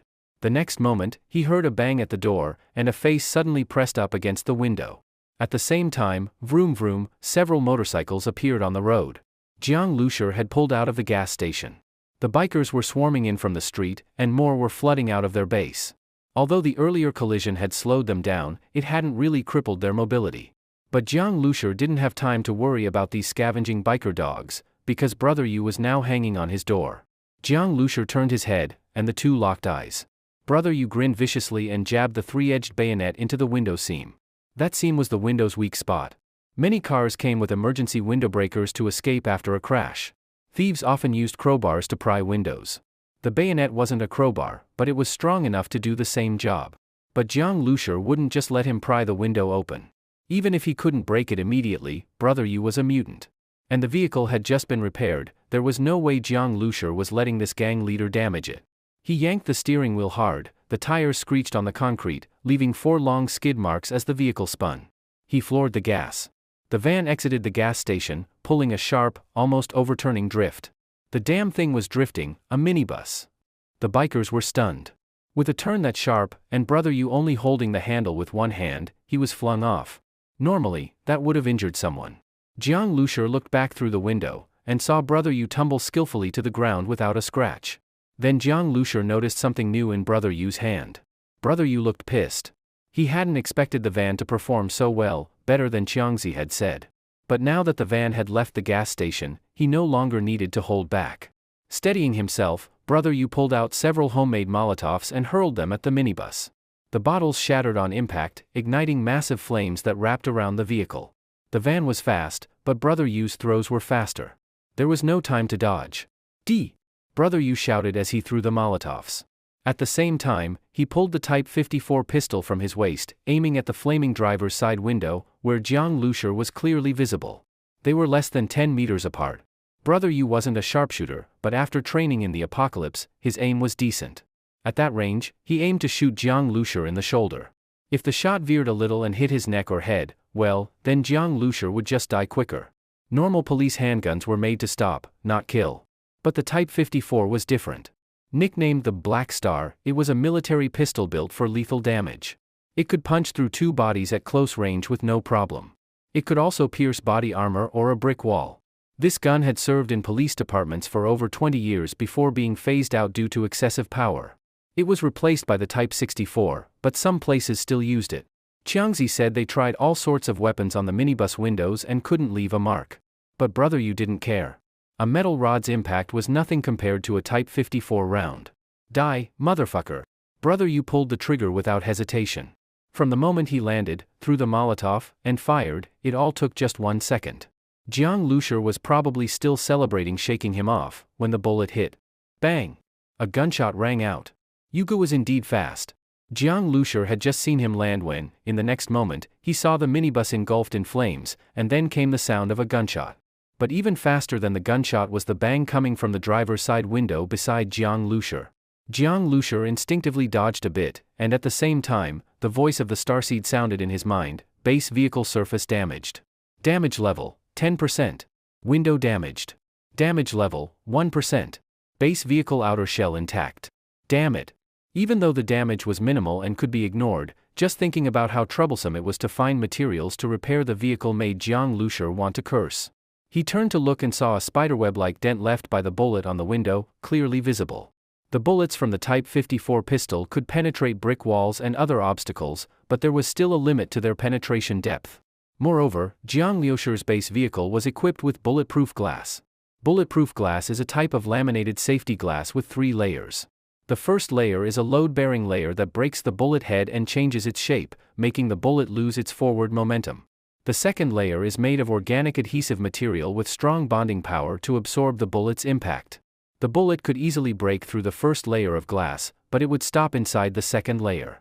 That's why there was such a dent on the window of Jiang Lushur's vehicle. Seeing this, Jiang Lushur was furious. He had just repaired the car. After firing the shot, Yugo smiled coldly. He had already heard the sound of the bullet hitting the glass. Yugo stood up, planning to wait until the fire died down before having his underlings drag Jiang Lushur out. Hopefully, Jiang Lushur would still be alive by then, otherwise, it would be a pity. But at that moment, he suddenly heard the vroom vroom sound again. The sound came from the minibus right in front of him. Yugo was stunned. He was sure he had hit him. Could it be Jiang Lushur wasn't hurt badly? Then the front of the minibus suddenly swung around. Still wrapped in raging flames, the vehicle charged at Yugo like a war chariot bathed in fire. Through the windshield, Yugo clearly saw Jiang Lushur inside, glaring at him with rage. There wasn't even a scratch on Jiang Lushur, let alone any blood or wounds. The bloody mess Yugo had expected never happened. Yugo, holding the Type 54 pistol, froze. What the hell? As the minibus charged forward, Yuji's face twisted in rage. He raised the gun again and fired several shots at Jiang Lushur. All the bullets hit the windshield, but were completely stopped. Each bullet left a visible dent, but behind the glass, Jiang Lushur remained unchanged, even his expression didn't flinch. Boom! The minibus charged ahead. Jiang Lushur looked out the side window and saw that Yugo had dodged to the side and wasn't hit. Yugo had evaded the hit, but inside, he was on the verge of losing it. This damn minibus was actually equipped with bulletproof glass. Was this some kind of tricked-out budget car? Who the hell was this driver, driving a monster like that? Just then, Yugo saw the minibus change direction and speed toward a group of 7 or 8 motorcycles. These bikers had been circling around the minibus, tossing Molotov cocktails at it. When Yugo was firing, they were attacking the rear of the vehicle. They had all assumed that since Yugo himself had acted, they only needed to support him from the sides. There was no risk at all. But unexpectedly, after the gunshots, not only did the minibus not go down, it became even more furious. And Yugo hadn't managed to stop it either. So the minibus changed targets, to them. The bikers felt like their scalps were about to explode. Faced with a flaming minibus, they twisted their throttles like crazy. But the minibus turned far too sharply and accelerated like a sports car. Although they reacted immediately, they were still overtaken quickly. Some tried to swerve off the road. One crashed into a flower bed while turning, launching the rider over 10 meters. Others didn't have time to react and were directly hit. Those who were thrown into the air weren't dead yet, but were set on fire, rolling on the ground in agony. Seeing this, Yugo was absolutely furious. Jiang Lushur had failed to hit Yugo twice. His speed was just too fast, especially in short distances, where his agility was insane. The second time Jiang Lushur tried to ram Yugo, he wanted to use the air cannon, but Yuji's reflexes were too fast. Even if he fired it, he'd miss. And the air cannon needed charging time, during which Yugo could dodge a dozen times. But for these bikers, there was no need for any high-tech weapons, just ramming them was enough. They kept circling him, tossing Molotovs, increasing the vehicle's damage level, and Jiang Lushur was pissed. He didn't want to let them keep swarming him like flies. So he left Yugo alone for the moment. He had no intention of sparing them either. Yugo was brutal, but so were they, scumbags through and through. After knocking over several motorcycles, Jiang Lushur didn't stop. He had just refueled, so he didn't care about the gas. After a sharp turn, the minibus, like a steel beast, charged at another group of bikers. They were terrified out of their minds. This minibus was completely savage. They scrambled to escape. The minibus roared past Yugo, and inside, Jiang Lushur turned his head to give him a glance. That glance made Yugo clench his teeth hard. Someone had dared to challenge him on his own turf, and now was driving around mowing down his men like ants. Could anything be more humiliating? Jiang Lushur drove the minibus and kept ramming until the flames on the vehicle went out and the bikers had all escaped to places where the minibus couldn't reach. Only then did he slowly come to a stop. Jiang Lushur's minibus stopped in the middle of the road, leaving behind obvious tire marks, overlaid with black burn traces from Molotov cocktails, making them even more striking and glaring. On the ground, there were overturned motorcycles everywhere, as well as corpses of the bikers, and those still groaning in pain, crying for help. Beep beep. Jiang Lushur pressed the horn hard twice. The harsh honking rang out, but not a single biker dared to show up. They were all shocked by Jiang Lushur's crazed ramming just now. At that moment, a sharp tire screech suddenly came.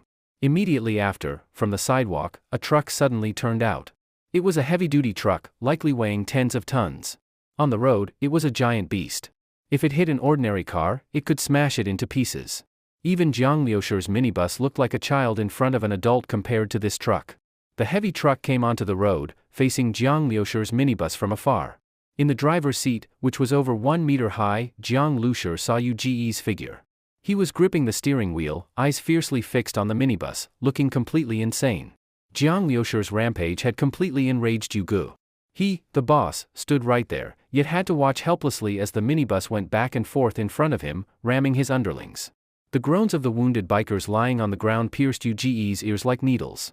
Ever since the apocalypse began and Yugo discovered he had mutant powers, he had been undefeated. The zombies in the town weren't many. After leading them away, nothing could threaten him. The survivors were like ants before him, to be crushed at will. All the bikers feared and revered him. Yugo used to be a low-level thug. Although he was vicious, he didn't have the guts to go all out. So even as a gangster, he didn't do well. His boss beat and scolded him, and even fellow thugs looked down on him, always calling themselves his big bro, which made him feel humiliated. So he was actually quite satisfied with life after the apocalypse. He felt like the apocalypse was made for him. He used to be frustrated, but now he thrived. But just when he was enjoying his success, a minibus ran him over multiple times right in front of all his men. Yugo felt like his face was now covered in filthy tire tracks. If he didn't kill Jiang Lushur, Yugo felt he could never lift his head again. So while Jiang Lushur was still gleefully ramming around, Yugo ran off and drove over this heavy-duty truck that had been left at the gas station since the apocalypse and later taken by the bikers. This minibus liked ramming? Then he'd ram Jiang Lushur to death. No matter how strong the minibus was, it couldn't outram a heavy-duty truck. Vroom vroom vroom. Yugo slammed the gas pedal. Seeing Yugo driving the heavy truck toward him, Jiang Lushur's heart skipped a beat. This truck really was a steel monster. Charging at full speed like that, the visual impact was overwhelming. If the truck really hit, Jiang Lushur wouldn't die, but his base vehicle would definitely be badly damaged. But thinking he could hit him just like that was too naive. Jiang Lushur's base vehicle had instant acceleration, enough to let him escape. Dodging or changing direction would be no problem. However, Jiang Lushur didn't press the instant acceleration button. Escaping was easy, but that would mean his mission here would fail. On the contrary, Jiang Lushur stared hard at the oncoming truck and stomped on the gas pedal. In fact, although the moment was dangerous, it was also an opportunity. A perfect chance to kill Yugo. Jiang Lushur locked his eyes on the rapidly approaching truck while Starseed continuously reported the changing distance. Seeing the minibus not only refusing to flee but charging back at him, Yugo let out a cold laugh. "Ha! This guy is way too arrogant. I'll crash you to death. Crash you to death." He couldn't wait to turn Jiang Lushur into minced meat. Just imagining the minibus's front end crumpling, Jiang Lushur mangled like ground meat, blood pouring from the cracks of the vehicle, made Yugo feel incredibly excited and even a bit tingly all over. He had floored the gas and was laughing wildly inside the truck. The bikers were also watching the scene. They all thought this minibus had gone completely mad. This was suicide. Maybe Jiang Lushur, after doing such a crazy thing, knew he wouldn't survive and was now going out in a blaze. Inside the minibus, Jiang Lushur's expression remained calm. He listened to Starseed's prompts while calculating rapidly in his mind. Now! Jiang Lushur suddenly pressed a button. 10, 9, 8. The distance was now so close they could see each other's facial expressions clearly. Jiang Lushur saw the twisted grin on Yuji's face as he shouted something at him. Judging by the mouth shape, it was probably, die. Jiang Lushur didn't say anything. Starseed's countdown echoed in his head. 3, 2, 1. Only 10 meters remained between the two vehicles. Boom! With a massive sound, Yuji's twisted, excited expression froze. Jiang Lushur saw the heavy truck's charge come to an abrupt halt. The terrifying power of the air cannon shattered the truck's windshield the instant the airflow hit. The broken glass, like flakes of snow, swept toward Yugo. Then the truck's front end began to deform and suddenly lifted up. Meanwhile, the rear trailer, being so heavy, still surged forward from inertia. The cab and trailer crushed into each other with terrifying force. Boom boom boom. A series of explosions erupted with a deafening roar. The visual impact of a collision involving such a massive heavy truck was extremely intense. Especially at close range, even though they knew the truck wouldn't hit them, the bikers still couldn't help but scream and retreat. It was too shocking. In almost an instant, the truck's front was completely crushed and deformed. The tragic scene that Yugo had imagined would happen to Jiang Lushur instead happened to himself, in an even more brutal way. As for the bikers, they didn't see clearly what had happened. They had thought that once the heavy truck hit the minibus, what would happen next would be completely predictable. But unexpectedly, just as the two vehicles were about to collide, the truck's front suddenly flipped, and they watched the front deform right before their eyes. Yugo was fast, but this time, he didn't have time to escape and was crushed together with the truck's front. The rear of the truck swung out sideways due to inertia, making a harsh screeching sound on the road, and then it flipped over with a loud crash. The whole process was unbelievable to watch. The massive noise made all their ears ring. It felt just like a huge explosion. Jiang Lushur saw some fragments splatter onto his windshield, making a series of dense crashing sounds. But this level of impact caused no damage to the bulletproof glass. Sitting inside the vehicle, Jiang Lushur also took a deep breath. The outcome for the heavy truck didn't surprise Jiang Lushur, but seeing it with his own eyes was still shocking. He had already experienced the power of the air cannon, and to be safe, he had specifically waited until the two vehicles were at the closest distance. If they got any closer, when the air cannon hit the truck, even the base vehicle would be affected. Jiang Lushur had aimed the air cannon directly at the truck's cab, so without even checking, he knew Yugo was definitely dead. Even though Yugo was a mutant, he was still flesh and blood. Under such force, there was no chance of survival. Jiang Lushur let out a light breath. He had been fully focused on listening to Starseed's distance prompts. All of his attention had been on the moment of firing, and it took a toll on him. Energy leakage detected. Absorb it. Starseed suddenly prompted. Jiang Lushur was stunned. Energy leakage? Although he didn't know what it was, he immediately said in his mind, yes, absorb it. Absorbing. Mutant energy absorbed. Energy stored. New energy level is below level 1, unable to upgrade. You can choose to continue storing it, or use it to enhance the base vehicle's armor defense. Mutant energy? Jiang Lushur was a bit confused. He looked at the overturned truck and suddenly understood. This mutant energy must be UGE's mutant ability energy. However, Jiang Lushur didn't understand this new kind of energy. Fortunately, Starseed quickly explained. After Yugu died, the energy inside his body leaked out, and the base vehicle could absorb it. This was different from the mutant wild boar's core. This kind of energy was stored inside UGE's body and would be consumed when he used his powers. At the same time, a very small amount would leak out. But the leaked amount was so small that the base vehicle couldn't detect or absorb it. After Yugu died, all of it leaked out at once, and the base vehicle immediately detected it. But UGE's mutant level was so low, not even level 1. The energy that leaked out naturally wasn't enough to reach level 1 either. This energy can actually enhance armor defense. Jiang Lushur already felt the base vehicle's defense wasn't quite enough. Mutant wild boar collisions were one thing, but even the bikers' Molotovs could cause some damage. Later, he still had to go to Jinling, a major city in the east with a permanent population of over 8 million. The base vehicle's shell wouldn't be enough there.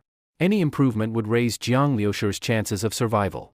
After all, he had no idea what the current situation in Jinling was. He had thought that after the apocalypse, the internet wouldn't go down so quickly, but due to explosions and fires, Jiang Lushur had never been able to connect to the network. Otherwise, maybe some survivors would be sending out rescue messages or sharing info, and he could have learned something about Jinling. Still, even without knowing anything, there was one thing Jiang Lushur was certain of: the more densely populated and developed a place used to be, the more dangerous it had now become. As he thought this, Jiang Lushur confirmed in his mind. This energy, which hadn't even reached level 1, was weaker than the mutant wild boars. The boar's core was evaluated as level 1 and had allowed the base vehicle to evolve once. Judging from that, accumulating mutant energy could also evolve the vehicle, but compared to storing it, enhancing the armor defense was what Jiang Lushur needed most now. Upgrading the armor didn't affect his driving the base vehicle. In fact, it was the fastest upgrade project so far. It would only take 15 minutes to complete. At this time, Jiang Lushur turned his gaze toward the bikers still standing dumbfounded, staring at the truck with disbelief on their faces. These bikers had always centered around Yugu. They had completely submitted to his power and greatly feared him. Now, Yugu had died right in front of them. Once they snapped out of it, they would naturally think that even without Yugu, they could still lord over this place. Yugu had already paved the way. But just as that idea started forming in their minds, they suddenly shivered all over and looked at the minibus. Inside the minibus, Jiang Lushur was also looking at them. As their eyes met, Jiang Lushur suddenly stepped on the gas. Seeing the minibus move and charging toward them, the bikers were instantly terrified. One by one, they started their motorcycles and fled in panic. Jiang Lushur wouldn't let the tigers return to the mountain. These bikers had committed countless atrocities, and had already tried to attack him twice. Jiang Lushur was not someone who showed mercy. Since they attacked him, he wouldn't go easy on them. Hearing the roar of the minibus behind them, those biker gang members were scared out of their wits. Even a heavy truck had been taken down. Riding motorcycles, they had absolutely no sense of safety. "Get into the alley. He can't follow us in," some of the bikers shouted. They rushed into the alley, but not long after entering, zombies suddenly lunged out, knocking them off their motorcycles and starting to tear them apart. There were quite a few zombies. Many of them appeared on the streets. They were already fast runners, had no fear of injury or death, and were agile in their reactions and jumping ability. The bikers were taken down one after another, or were directly blocked head-on by the zombies, unable to break through, and were soon overwhelmed by the zombies amidst their screams. The sudden appearance of so many zombies was clearly due to the earlier explosion sound that had attracted them. However, most zombies had already been drawn far away. These remaining ones were hiding inside buildings and numbered only about 100, not a threat to Jiang Lushur. But the bikers were out of luck. Jiang Lushur was chasing them from one side, and zombies were attacking from the other. Very quickly, they were either knocked down by Jiang Lushur or killed by zombies while trying to flee.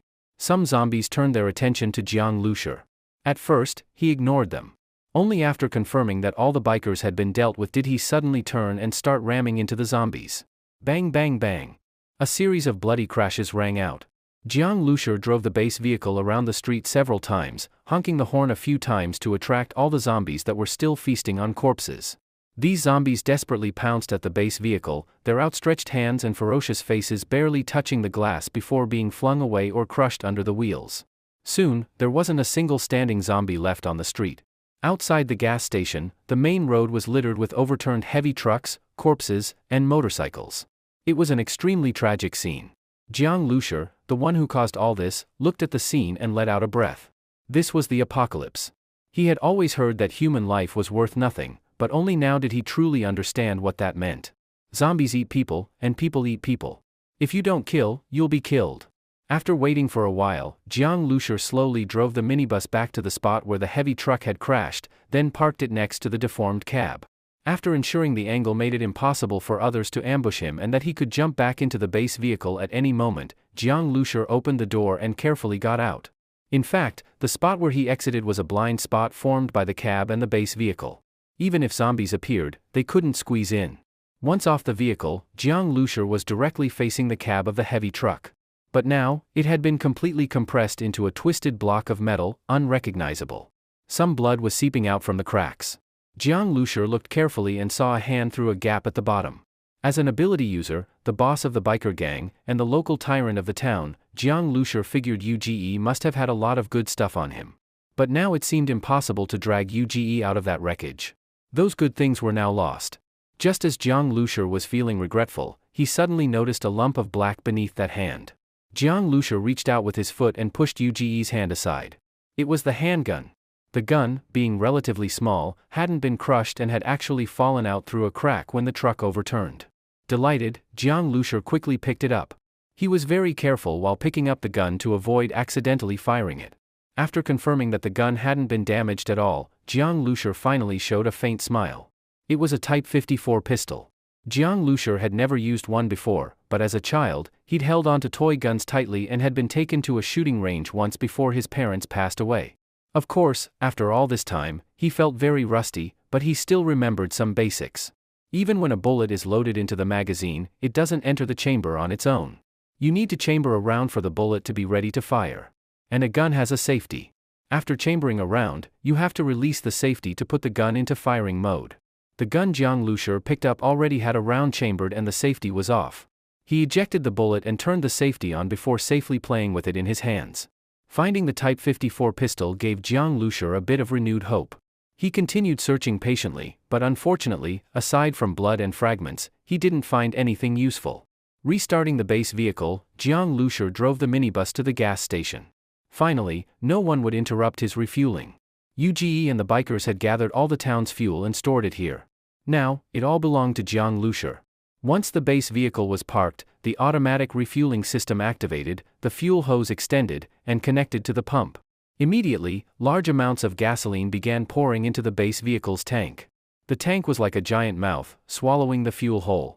The fuel used up during the battle with Uge was quickly replenished, and then 1000 litres, 1500 litres, 2000 L. Eventually, a full 10,000 liters. A 10 cubic meter tank, completely filled. All 10,000 liters of gasoline were now inside Jiang Lushi's base vehicle. For someone who had been fretting over 20 or so liters before, this was incredibly satisfying. Finally, a full tank. If he had to gather this much fuel from individual cars, who knows how long it would have taken. With a full tank, there was no more anxiety. The base vehicle could now accelerate freely and use all its functions without worry. Jiang Lushi now felt much more confident about entering Jinling City. Still not satisfied, Jiang Lushi searched the gas station and, sure enough, found a small fuel tanker. The tanker was full of gasoline with no leaks. Laughing, Jiang Lushi hitched it directly to the minibus. With the tanker attached, Jiang Lushi had no other way to carry more fuel, so he reluctantly left the rest behind. The town wasn't far from Jinling. If he couldn't find fuel there, he could always come back. After all that was done, Jiang Lushi drove to the biker gang's base, the small building. Outside the repair shop, several corpses were lying on the ground, with their chests split open and stomachs ripped apart, even their limbs were incomplete. Jiang Lushi immediately saw Huang Mao among them. These people had stayed at the base. After the explosion sound attracted the zombies, they were suddenly attacked.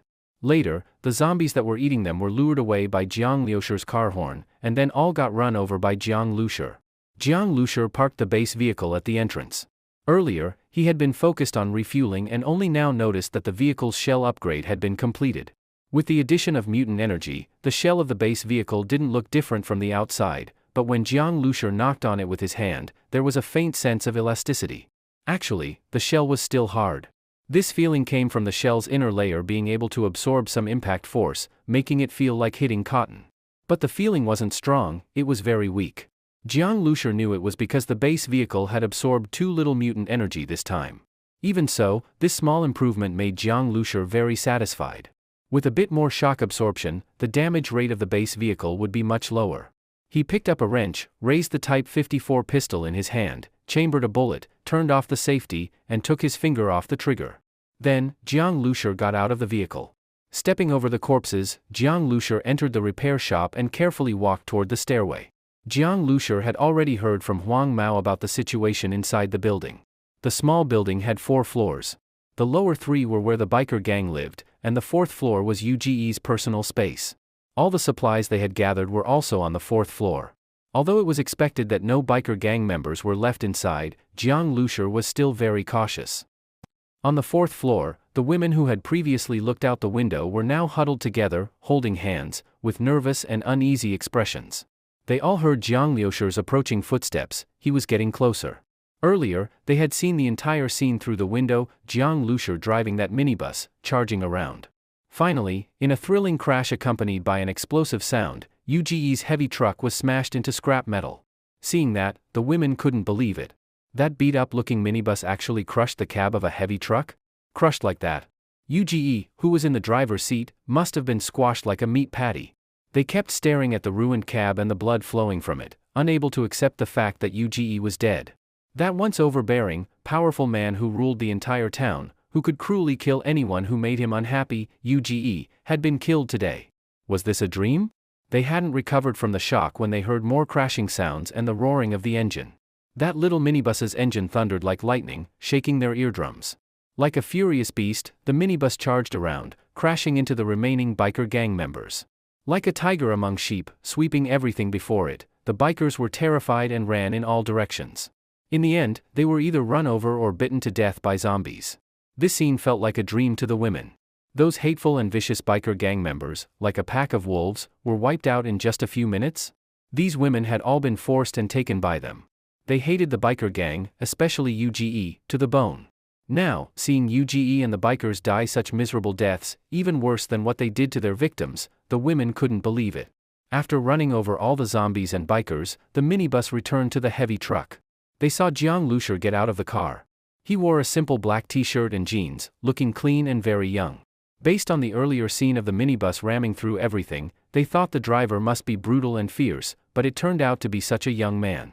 Then, they saw him climb into the cab of the truck and take a pistol from UGE's hand.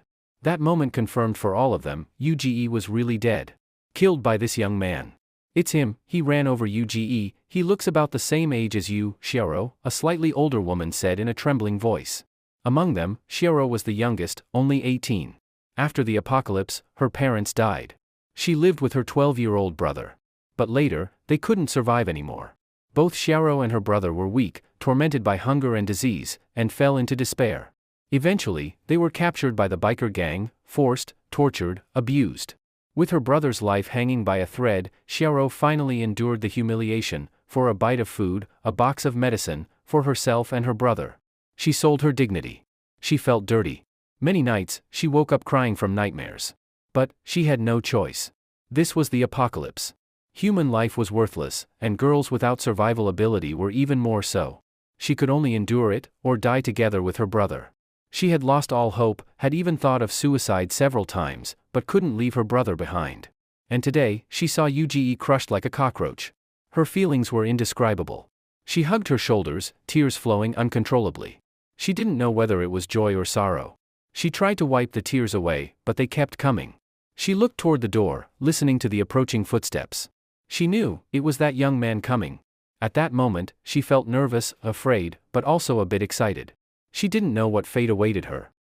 Jiang Lushur spent nearly 10 minutes reaching the 4th floor. As soon as he arrived, he heard some sounds from inside. He raised his gun and slowly approached the slightly open door. Then suddenly, he kicked the door open. "Don't move," he shouted. At the same time, he felt like he had stepped into a movie role. Inside the room, several women stood together, facing the door as if they were waiting for him. Seeing him kick open the door and aim a dark gun barrel at them, their bodies trembled involuntarily. A group of girls had no idea what fate awaited them. Uge was dead, but what about this young man? He had killed Uge, and without a doubt, he would now take over everything here and become the new ruler of the town. At the same time, if he wanted to, with just a single thought, he could become their new master. They had been beaten, enslaved, and abused by Uge, which made their hopes for survival very low. All they wanted now was for this new ruler to give them a little bit of food. Don't move. Jiang Lushur was momentarily stunned when he suddenly saw a group of girls, but he didn't let his guard down at all.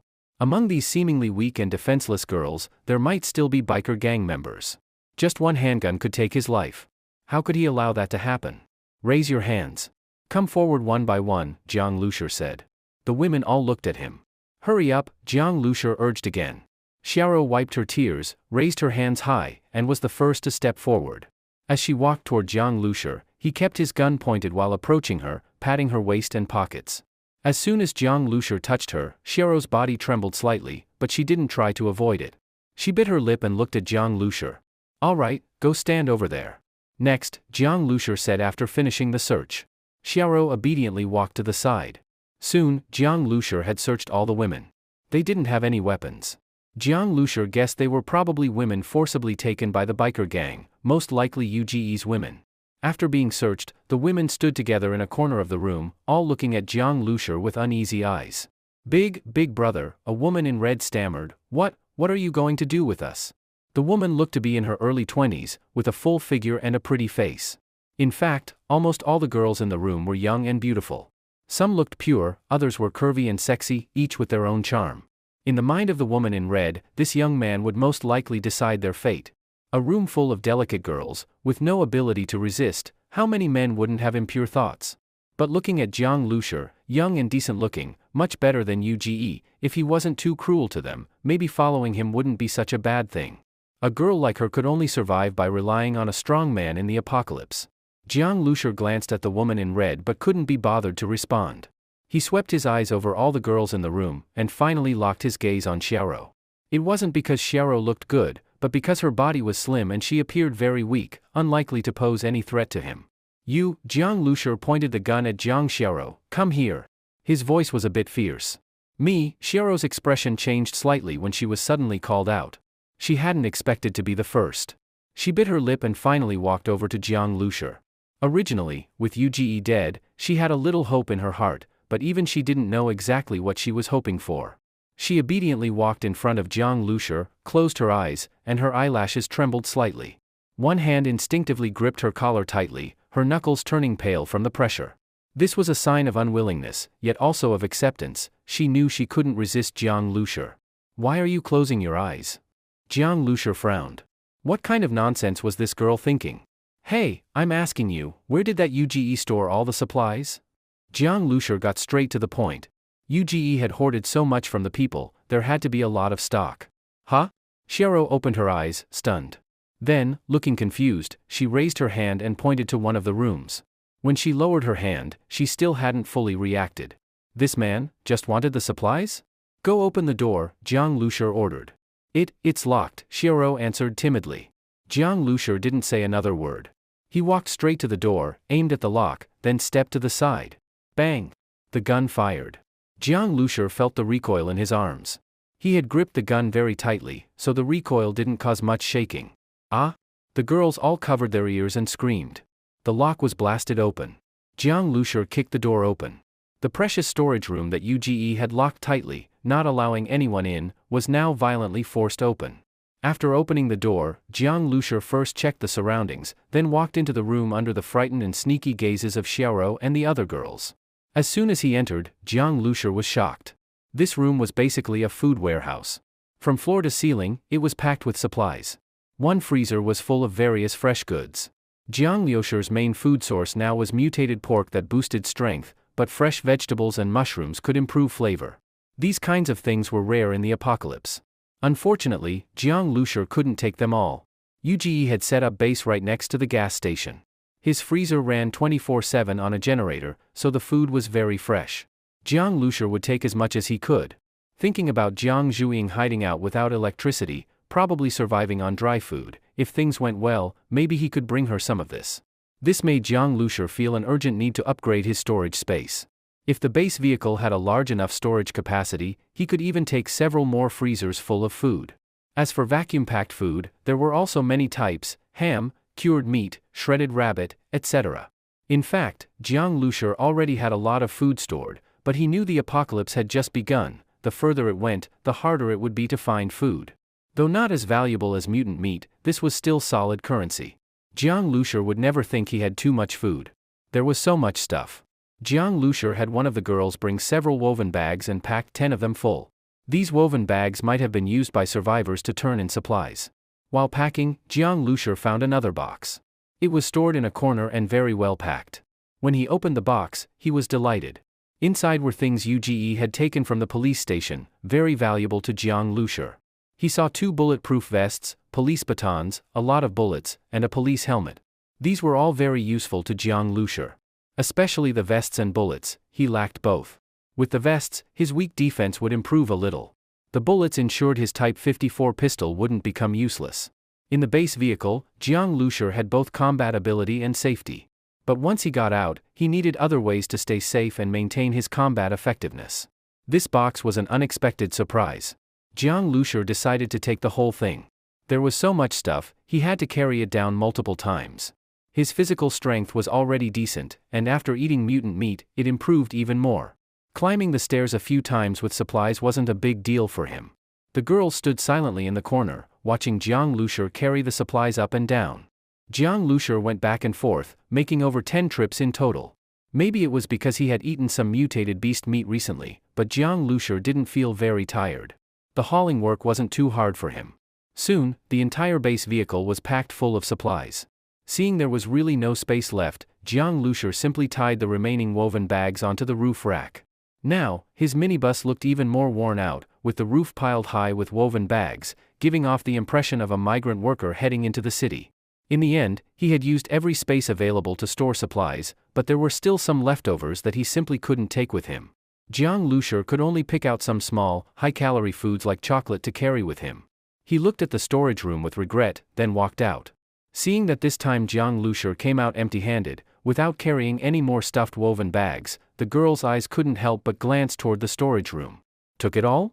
Xiaoro clutched the corner of her clothes and felt a bit of despair in her heart. When UGE was around, they didn't even dare go near the storage room. Not even the biker gang members were allowed near it, only his trusted followers could enter. So they had no idea how many supplies were actually in there. But seeing how focused Jiang Lushur was on collecting the supplies, they thought he had probably taken everything. Without food, they didn't know how they would survive. After coming out of the storage room, Jiang Lushur searched the living room and UGE's bedroom again. Seeing that there was nothing useful, he walked straight toward the door. At this moment, Xiaoro bit her lip, gathered her courage, and called out to Jiang Lushur, Please wait."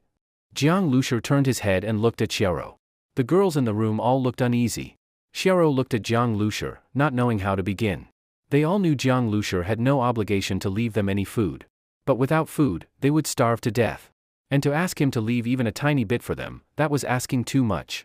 Even if Jiang Lushur flatly refused, it would be perfectly reasonable. We. Seeing Xiaoro stammering, Jiang Lushur lost his patience. He stepped outside and was about to go downstairs when he turned back. When they saw Jiang Lushur step out, Xiaoro and the others felt hopeless. But seeing him return, hope lit up on their faces. Some of the girls even wanted to ask if they could follow Jiang Lushur. Honestly, Jiang Lushur was young and good-looking. If they could follow him and get food to eat, most of the girls were willing. But they didn't dare say it. They vaguely sensed that Jiang Lushur wasn't interested in them. If they said it and got rejected, it would be too humiliating. Besides, they didn't have any skills, they would just be a burden. At that moment, Jiang Lushur spoke, "If you want to join a survivor team, I can recommend one. But in that team, everyone has to gather food. Soon, I'll have them come over. Whether you want to join them is up to you. Of course, you can also choose to leave. There are still some supplies left in that room, you can pick out a few things to take." He felt it would be a waste to leave all the supplies here. If the girls stayed, they wouldn't be able to guard the supplies, and others would soon come to steal them. Meanwhile, the team that Wen Xiaotian's sisters belonged to badly needed those supplies. Of course, if the girls didn't want to join Wen Xiaotian's group, Jiang Lushur wouldn't force them, it was their choice. After hearing what Jiang Lushi said, the girls looked at each other in surprise. They found it unbelievable. Without begging, Jiang Lushi had voluntarily left them food. Just moments ago, when he walked out, they had already fallen into despair, thinking they were definitely going to starve. As for the survivor team he mentioned, they guessed it had something to do with him. But he probably wasn't in that team, otherwise he wouldn't have said it like that, he would have just called them over directly. The girls had no doubt, if Jiang Lushi was leading a survivor group, he would definitely be the leader. "What's your decision?" Jiang Lushi asked. Seeing that he seemed to be losing patience again, Xiaoro and the girls whispered to each other. Then Xiaoro looked at Jiang Lushi and said firmly, "We're willing to join the survivor team. We'll do whatever work is required." Compared to being abused in exchange for food, Xiaoro would rather survive by her own efforts. It was just that girls like them didn't have the ability to survive on their own. Now, Jiang Lushi gave them a chance, and Xiaoro was actually very grateful to him. "All right, wait here then," Jiang Lushi said. This place had a great location. Jiang Lushi thought it was more suitable as a camp for Wen Xiaotian's team. He wasn't worried the girls would run off with the supplies, they couldn't carry much, and they couldn't survive on their own anyway. Just as Jiang Lushi was about to leave, Xiaoro suddenly called from behind, "Please wait." "What now?" Jiang Lushi was really getting dizzy from all this. He turned around and saw Xiaoro's eyes slightly red. With tears in them, she said, "Thank you." "Ah, you're welcome," Jiang Lushi replied, feeling that he hadn't really done much. Since the apocalypse began, Jiang Lushi didn't think of himself as a good person. He just didn't go out of his way to do evil. Everything he did was for survival and to reach Jinling City smoothly. On the basis of securing that, helping others a bit along the way was something Jiang Lushi wouldn't refuse. He wasn't heartless. Meanwhile, back at the Wen household, Wen Xiaotian, Wen Lu, and the other survivors were waiting anxiously at the window for Jiang Liushi's return. They were all worried, while the survivors felt even more uneasy. Even though Jiang Lushi had told them not to worry and just stay home before he left, they still felt like ants on a hot pan, uneasy and anxious. They knew that even if they had hidden elsewhere, if Jiang Lushi failed, they would still be found by Uge and the biker gang and would die horribly. They were just ordinary people. Escaping the town was extremely difficult. Without gas or food, even if they escaped, they'd be caught or starved to death. So, they silently hoped for a miracle. The old man went to the courtyard and picked up the rice pot that had been knocked over earlier. When Huang Mao's group clashed with Jiang Lushi, one of Huang Mao's men had thrown the rice pot to the ground. The rice inside was already half-cooked, and most of it had spilled out, covered in dust. The old man scooped the rice back into the pot with his hands, didn't waste a single grain. If washed, it could still be eaten. The rest of the survivors silently watched the old man put the rice pot back on the fire. Then he went among the biker gang corpses and slowly took back the supplies they had taken. Wen Xiaotian also watched the old man's actions, clenching her hands tightly, extremely anxious. At this moment, Wen Xiaotian felt very conflicted. From the other survivors and her younger sister Wen Lu, she had heard many brutal stories about Uge. She was very worried about Jiang Liushi's safety. Thanks to Jiang Lushi, Wen Xiaotian had been able to reunite with her sister, a blessing that most people in the apocalypse wouldn't even dare to hope for. So on one hand, Wen Xiaotian hoped that Jiang Lushi would prioritize his own safety. Even if he didn't deal with Uge and the biker gang, it didn't matter. But on the other hand, she knew that if Jiang Lushi didn't eliminate Uge and the others, then they would soon face revenge. At that time, what would happen to her and her sister was a complete unknown. Perhaps the unknown was because they simply couldn't think of a way to resist or protect themselves, they could only wait helplessly for despair to arrive. When Lu had her hand in her pocket, secretly gripping a dagger. She knew how Uge treated anyone who dared to resist him. When Lu wouldn't give the biker gang a chance to torture her. As she thought about this, she noticed her hand holding the knife was trembling slightly. The answer would be revealed very soon. But for her and the other survivors at this moment, every second felt incredibly long. V-room. Suddenly, the roar of an engine came, and all the survivors, including Wen Lu and Wen Xiaotian, shuddered. Like waiting for a verdict, they all moved to the window, then stiffly looked outside. Wen Lu gripped the dagger tightly, while Wen Xiaotian clenched her fists. Everyone's heart was in their throat. It's brother Jiang. Wen Lu suddenly cried out in surprise. Outside the courtyard, the minibus was dragging a small fuel tanker. The roof was tied with many bags, and it slowly drove up to the courtyard gate and stopped. Wen Lu immediately threw her dagger aside and ran out like the wind. She couldn't wait to know what had happened. Wen Xiaotian stared blankly at the minibus. Just moments ago, she was full of worry and doubt, but now, Jiang Lushi had already returned, driving the minibus. The feeling was just like when she had been knocked unconscious by the mutant boar, and then woke up to see its corpse. It all felt like a dream. The survivors were all frozen in place. It wasn't until when Lou had already run out of the courtyard that they finally reacted. Let's go check. See what happened. The minibus had come back, and no biker gang had followed. Plus, it was dragging a fuel tanker. What had happened was already obvious. Still, even though the truth was right in front of them, the survivors couldn't believe it. Soon, they all gathered beside the driver's seat and saw Jiang Lushur inside the vehicle. Then they listened to Jiang Lushur explain everything that had happened. He even told them they could take over the biker gang's base, where some supplies were still left. They couldn't believe how Jiang Lushur had done it. In front of UGE, they had only ever felt despair. So many people couldn't resist, and anyone who tried ended up in a miserable state. But Jiang Lushur, with just himself and a car, and in such a short time, had resolved the threat looming over them. The way Jiang Lushur spoke about it so casually made it sound like it was nothing more than a side task. They stared at the minibus in disbelief. There were several bullet holes clearly visible in the windshield, but the bullets hadn't pierced through. They looked at Jiang Lushur. He was completely unharmed. They finally believed it. What Jiang Lushur said was true. They had been freed from UGE's grasp. The survivors all felt like they had been reborn. The old man came out of the house and stood at the back of the crowd, listening to Jiang Lushur's words. His hands trembled, and he couldn't hold back his tears. It wasn't surprising he cried. He had always feared for his grandson's life. Just today, he had mentally prepared himself that if they had to die, he'd take his grandson with him, not letting the child suffer any longer. But now, everything had changed. Not only did they not have to die, but they could move to a safer place and have full meals.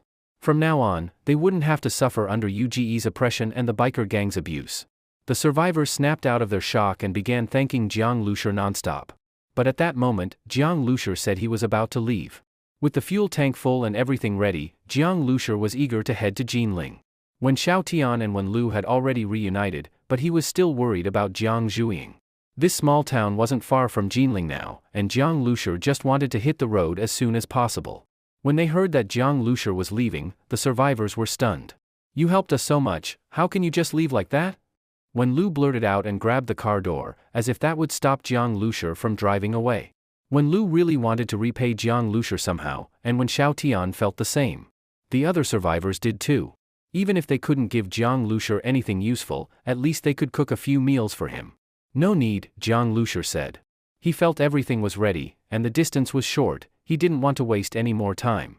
As for saving them, his goal had actually been to get fuel. Rescuing these people was just something that happened along the way. "You all be careful.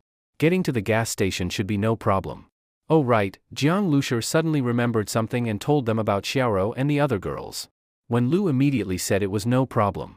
She had already heard about those girls and had always felt sympathy for them. But Jiang Lushur insisted on leaving. Before he did, he marked the location on the map. That gas station. If he couldn't find fuel later, maybe he could come back. In Jinling, the fuel might have all been taken by the military. Once he arrived, he could face a fuel shortage, even though he had brought as much as he could. This small town was hidden. Once the survivors moved next to the gas station, they could also help watch over it for him. Seeing that when Xiao Tian, Wen Lu, and the survivors all wanted to repay him, Jiang Lushur made this request. The survivors immediately agreed. Being able to help Jiang Lushur, even in a small way, made them happy. When Xiao Tian and Wen Lu kept waving at Jiang Lushur's car. Although they hadn't spent much time together, watching the minibus, now loaded with a tanker, cargo, and supplies on the roof, drive away, when Xiao Tian couldn't help but feel a bit reluctant. Inside the car, Jiang Lushur reached out and opened the map to Jinling. The distance from the small town to Jinling wasn't far, and Jiang Lushur kept moving forward at a steady pace. The closer he got to Jinling, the more abandoned vehicles appeared on the road. Jiang Lushur rammed a small car that was blocking the road off to the side. He saw the half-eaten, disfigured remains of the driver, still hanging halfway out of the window, swaying as the car was pushed aside. Inside and outside of these abandoned vehicles, corpses and large patches of dark brown blood were everywhere. A foul, rotten smell filled the air along the road. Although he had seen many corpses already, this desolate and grim scene still gave Jiang Lushur a strange, indescribable feeling. What he had seen before were mostly terrifying moments when the apocalypse first broke out. But now, it truly felt like the end of the world had fully arrived, and humanity could only struggle to survive. What weighed on Jiang Lushur's heart even more was that most of these cars were facing toward the small town. They were all fleeing from Jinling. Yet, even after escaping this far, the people inside were still dragged out and eaten by zombies. So many vehicles all ended the same way. It wasn't something a small number of zombies could do. This must have been done by a fairly large group of zombies. This meant the situation ahead was definitely not good. Originally, Jiang Lushur thought he would only face serious danger after entering Jinling. He didn't expect that even before reaching the city, he would already need to be on high alert. Seeing how bad things were outside, Jiang Lushur had even less hope for the situation inside Jinling. The minibus kept pushing away the vehicles blocking the road. On the silent streets, only the occasional crash could be heard, each sound making the heart tremble. Soon, Jiang Lushur saw some houses appear along the road. He cautiously watched them while slowly moving forward. The streetfront shops were all broken and deserted. The glass windows were shattered, and blood was everywhere. The door of a small restaurant was still swinging, creaking back and forth. But no zombies appeared. Soon, a train station came into Jiang Lushur's view. It was a small station, not large, and he could immediately see a high-speed train stopped on a bridge. Not far away, another train had partially derailed and was hanging off the bridge, with one end already crashed onto the road below. Looking at the train cars, they were all filled with tanks. The flatbed rail cars behind them were loaded with military trucks. It was clearly a military train. Jiang Lushur had only seen such trains on the news before. He never expected to see two of them here at once. Thinking back to how Jiang Zhuiying hadn't been able to buy train tickets before the apocalypse, Jiang Lushur suddenly understood. These trains had been used to transport military supplies in preparation for the upcoming apocalypse. The same was likely true for roads and airplanes. At a time like that, even if it caused public suspicion or dissatisfaction, it didn't matter. As long as the news of the apocalypse didn't spread, the unrest from people's complaints wouldn't be enough to change anything. These two trains probably encountered the outbreak while transporting supplies, and ended up stopping here, becoming part of the apocalypse scene. Jiang Lushur kept driving, his eyes fixed on the cold tanks and military trucks on the train. All of this was good steel and valuable materials. Looking at this stuff, Jiang Lushur couldn't help but drool. His base vehicle was like a giant mouth that devoured high-quality materials. The more it ate, the faster it grew. The materials used on tanks and military trucks were obviously top-tier, probably the best in the country. But he had no way to dismantle them. All he could do was stare. At that moment, Jiang Lushur suddenly heard a bang from inside one of the train cars. This whole area, including the train station, had been deathly quiet. The sudden noise immediately made him tense up. Jiang Lushur's attention snapped away from the tanks and trucks and locked onto the car where the sound came from. Bang! Another sound. Then, suddenly, a face pressed up against the train window. A pair of bloodshot eyes stared crazily at the minibus. This zombie was dressed in military uniform, probably one of the soldiers being transported or someone in charge of guarding the train. Roar, roar, roar. A huge wave of zombies suddenly burst out from the train doors. They rushed out like a tidal wave, jumping straight off the bridge, then charging wildly toward the minibus without stopping. Seeing the massive horde closing in fast, Jiang Lushur felt his scalp tingle. He had just been wondering where the zombie group that had killed all those fleeing people was hiding. He didn't expect it to be in these train cars, and with so many of them. Just this wave alone, Jiang Lushur estimated there were several hundred zombies. He wasn't too worried that they could break into his vehicle, but on top of the bus and behind it were food and fuel. If the zombies damaged that, he'd be heartbroken. So before the zombies got too close, Jiang Lushur slammed the gas pedal. Vroom. The minibus suddenly accelerated, jumping forward with agility that didn't match its size. A zombie at the front had already leapt several meters, lunging at the bus, but was immediately knocked away by the sudden acceleration. Bang, bang, bang. A series of impacts rang out from the side of the vehicle. More zombies poured out of the train cars. Jiang Lushur initially managed to shake off some, but eventually had no choice but to keep the pedal down and ram his way through. He was the only car moving on the entire road, with zombie hordes pressing in from front and back. Many times, it looked like the minibus would be swallowed up by the zombies, but Jiang Lushur kept his foot on the gas. Whether it was zombies or cars blocking the way, he never stopped. Only after rushing more than 1,000 meters did Jiang Lushur finally break through the zombie horde. The zombies were still chasing behind him, but at this distance, they were no longer a threat. Jiang Lushur glanced in the rearview mirror. With that many zombies, even if he had a way to dismantle the steel, he wouldn't have been able to do it safely. Luckily, he had only looked from the vehicle and never got out. Places like this, public facilities, should be avoided unless absolutely necessary. They were basically giant zombie nests. From this experience, Jiang Lushur realized that these zombies tended to hide. Although many still roamed the streets, there were plenty hiding in unseen corners. Once a person entered buildings or enclosed spaces, they might suddenly find themselves surrounded by zombies. This made Jiang Lushi even more worried about Jiang Zhuing. Hiding inside a house didn't mean she was safe from zombies. It was very possible she was inside, while zombies were right outside the door. Jinling City, 20 kilometers. Besides that, there was also a forward-pointing arrow. Glancing up at the road sign hanging overhead, Jiang Lushi looked down at the map again, then suddenly turned, driving a few hundred meters down a side road until he arrived at a flower cultivation base. He crashed through the gate and drove straight in. Roar! More than a dozen zombies rushed out from among the cultivated flowers, but Jiang Lushi stepped hard on the gas and ran them over. The flower base was full of flowers and trees, including many expensive varieties. In the past, these could be sold for high prices, but now Jiang Lushi crushed them without a second thought. He drove all the way to the deepest part and stopped inside a large greenhouse. Jiang Lushi had found this location on the map. It was the closest spot to Jinling, with no residential areas or big shops nearby. It had no value for searching, and even if survivors passed by, they wouldn't come in. Jiang Lushi slowly drove the minibus into a hidden corner and pressed the corresponding button. With a clack, the small fuel tanker detached from the minibus. His minibus was carrying way too many things. The small cargo trailer looked old and shabby, and even if it attracted attention, no one would care.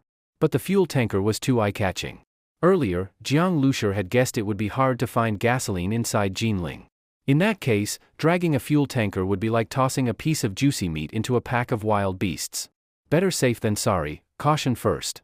Jiang Lushi filled up the fuel tank before driving out of the flower base.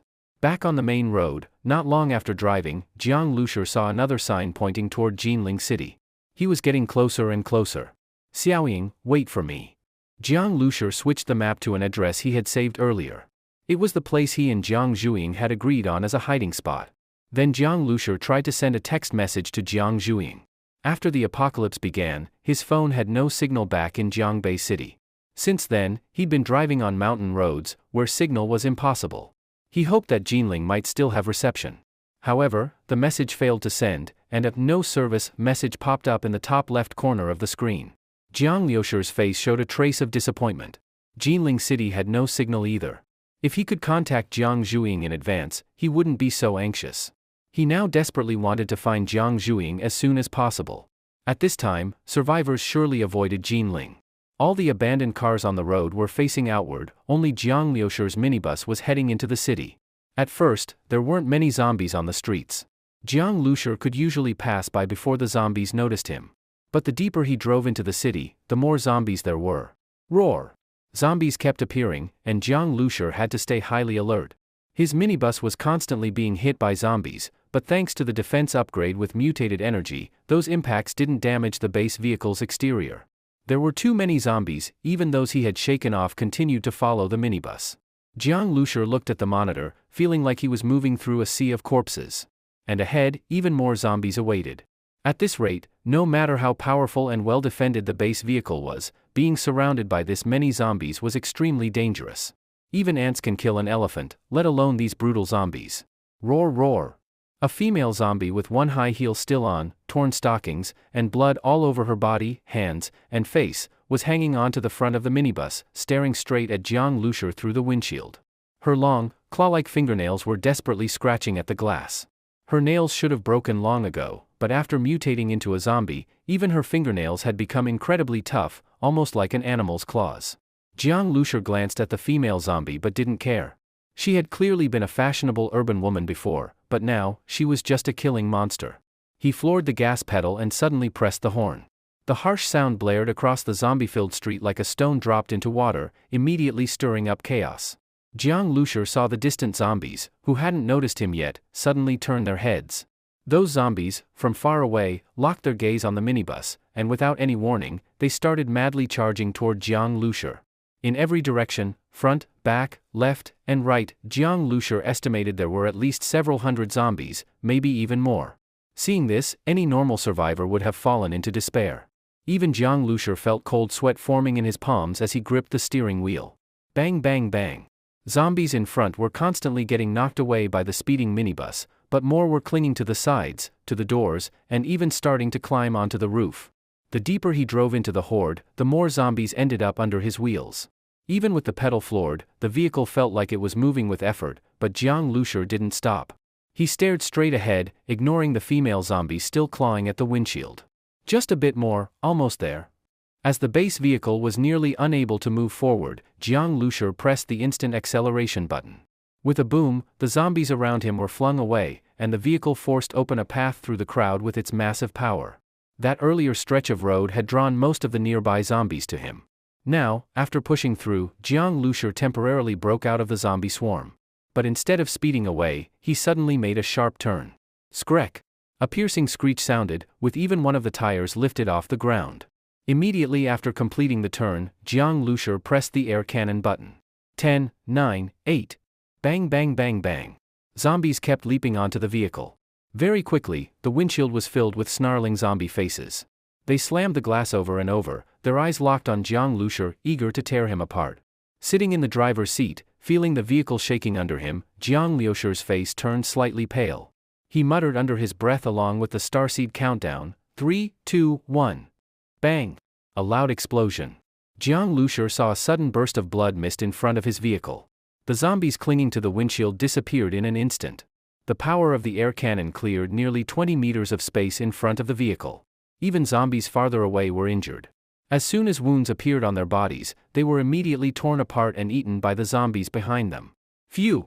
Jiang Lushur let out a breath, turned the steering wheel, and kept driving. He had made such a big commotion that zombies from farther away would likely be drawn in soon. But by that time, he would have already driven off. The zombies would stay behind, attracted by the corpses all over the ground, fighting over the remains. This would help reduce some of the pressure on Jiang Lushur as he moved forward. After getting through this unavoidable main road, Jiang Lushur turned into a small side street. These side streets used to be lively and crowded, but now only a few zombies wandered about. Their numbers were much lower than those on the main road. Base vehicle exterior undamaged. Glass undamaged. Windshield cleaning completed. A spray of water shot from the wipers, washing away the bloodstains on the windshield. Behind the minibus, 2 long streaks of blood were left on the road. After spending the whole day navigating through Jinling City's small streets, Jiang Lushur was mentally exhausted. But when he saw a residential complex, the tiredness on his face disappeared in an instant. Lanyuan Residential Complex, the address Jiang Zhuiying had told him about, it was here. The complex was right next to the university where Jiang Zhuiying studied, separated only by a narrow alley. It was an apartment complex for university teachers. The campus was a high-risk zombie area. So, the number of zombies in this residential area was likely not low. Jiang Lushur slowed down and carefully drove into the complex. Seeing the guardroom covered in blood, with bloodstains and drag marks on the ground, Jiang Lushur grew even more tense. He had seen scenes like this countless times along the way, some even bloodier. But none had made him feel this uneasy. Like other places, the complex had clearly gone through the chaos of the apocalypse. It was quiet and tragic. All the windows in the buildings were dark, lifeless, with debris and blood everywhere. Jiang Lushur drove slowly and quietly. The buildings looked silent, but were surely full of hidden zombies. Since he was close to Jiang Zhuiying's hiding spot, he didn't want to attract any of them. Thump! A zombie suddenly leapt out from a nearby flower bed and was immediately crushed under Jiang Lushur's wheels. The car shook slightly. Jiang Lushur continued driving while watching the buildings on both sides cautiously. His eyes searched for the building Jiang Zhuiying had mentioned. Building 17. Building 17, Jiang Lushur looked at the numbers on the outer walls. Building 17 was close to the entrance, yet in a relatively secluded spot, exactly as Jiang Lushur had instructed her to choose. Road conditions inside residential areas were usually complex and narrow. If a vehicle blocked the way, just the sound of clearing it could attract all the zombies in the complex. If Jiang Lushur wasn't familiar with the roads, it could become a serious problem. So far, near the entrance, everything was still fine. Jiang Lushur had already planned to pick up Jiang Zhuiying and leave as quickly as possible. Soon, he saw the silhouette of Building 17 appear in the distance. Jiang Lushur glanced at the phone placed beside him. The screen was on a music player, and the volume was set to a low level. He had calculated and prepared this in advance. He even did a short test while on the road. Once he reached the building, he rolled down the driver's window, pressed play on the phone, and tossed it to the entrance of the apartment building. Then he reversed the vehicle a bit, foot on the accelerator, ready to floor it once the zombies showed up. To pick up Jiang Zhuiying, Jiang Lushur had to get out of the vehicle. But a bulletproof vest, helmet, and handgun weren't enough to guarantee his safety, let alone protect her.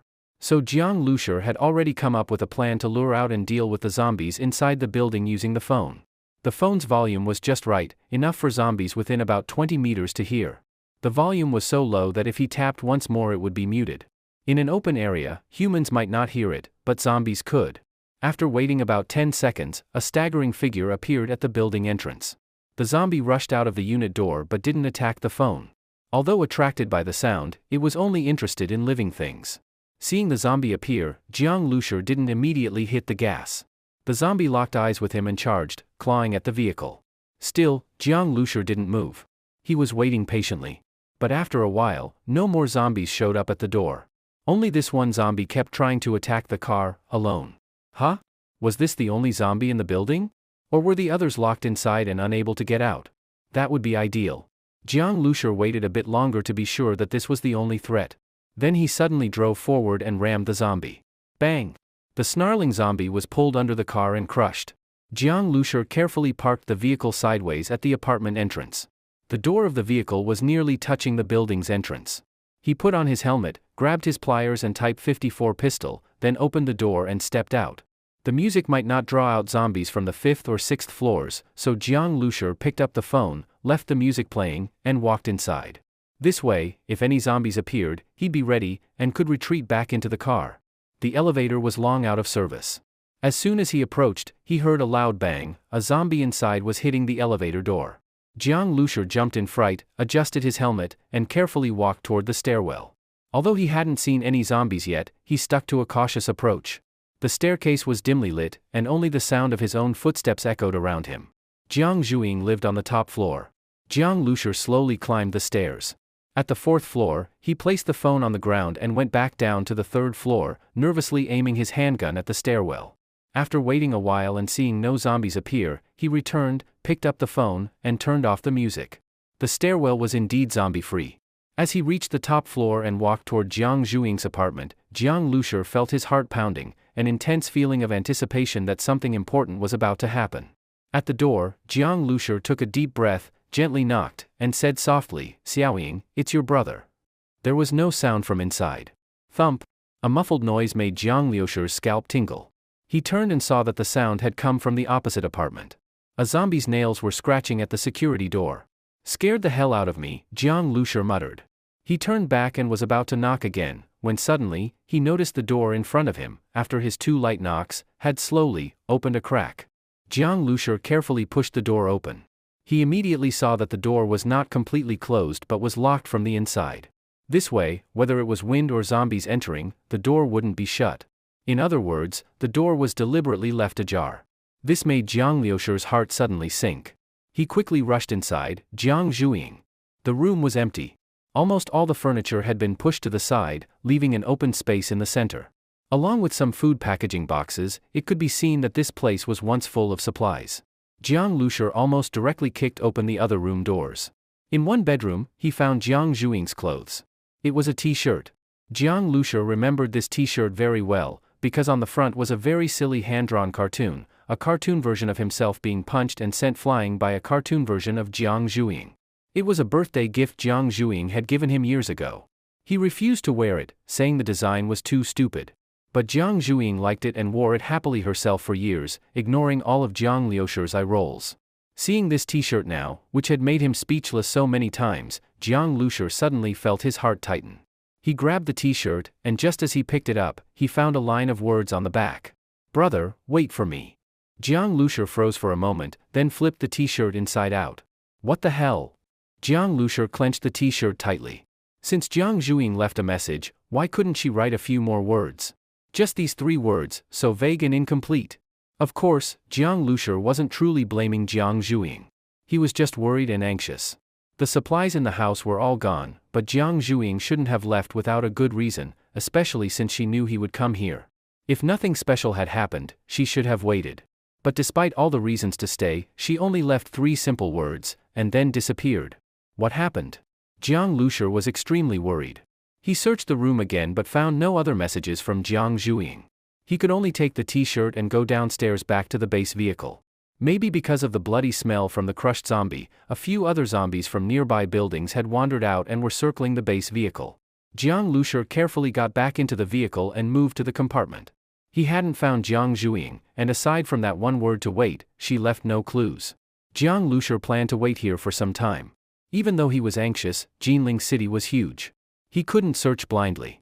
If she didn't appear in a few days, then he'd go out to search nearby. Killing the zombies outside might attract more, so Jiang Lushur decided to ignore them. He closed the door between the cabin and the driver's seat. The cabin lit up, becoming a warm, sealed room. Zombies wandered outside, but inside, Jiang Lushur could cook, eat, watch shows, and rest. As long as he didn't make too much noise, the zombies wouldn't notice. Even if they heard something, they'd only bang on the outside a bit, and if they didn't find anyone, they'd leave. The way that zombie ignored the phone earlier confirmed this for Jiang Lushur. And the base vehicle didn't fear a few zombies hitting it. Jiang Lushur felt completely safe inside. His only worry was still Jiang Zhuiying, and how to find her if she didn't return. Searching house by house was impossible.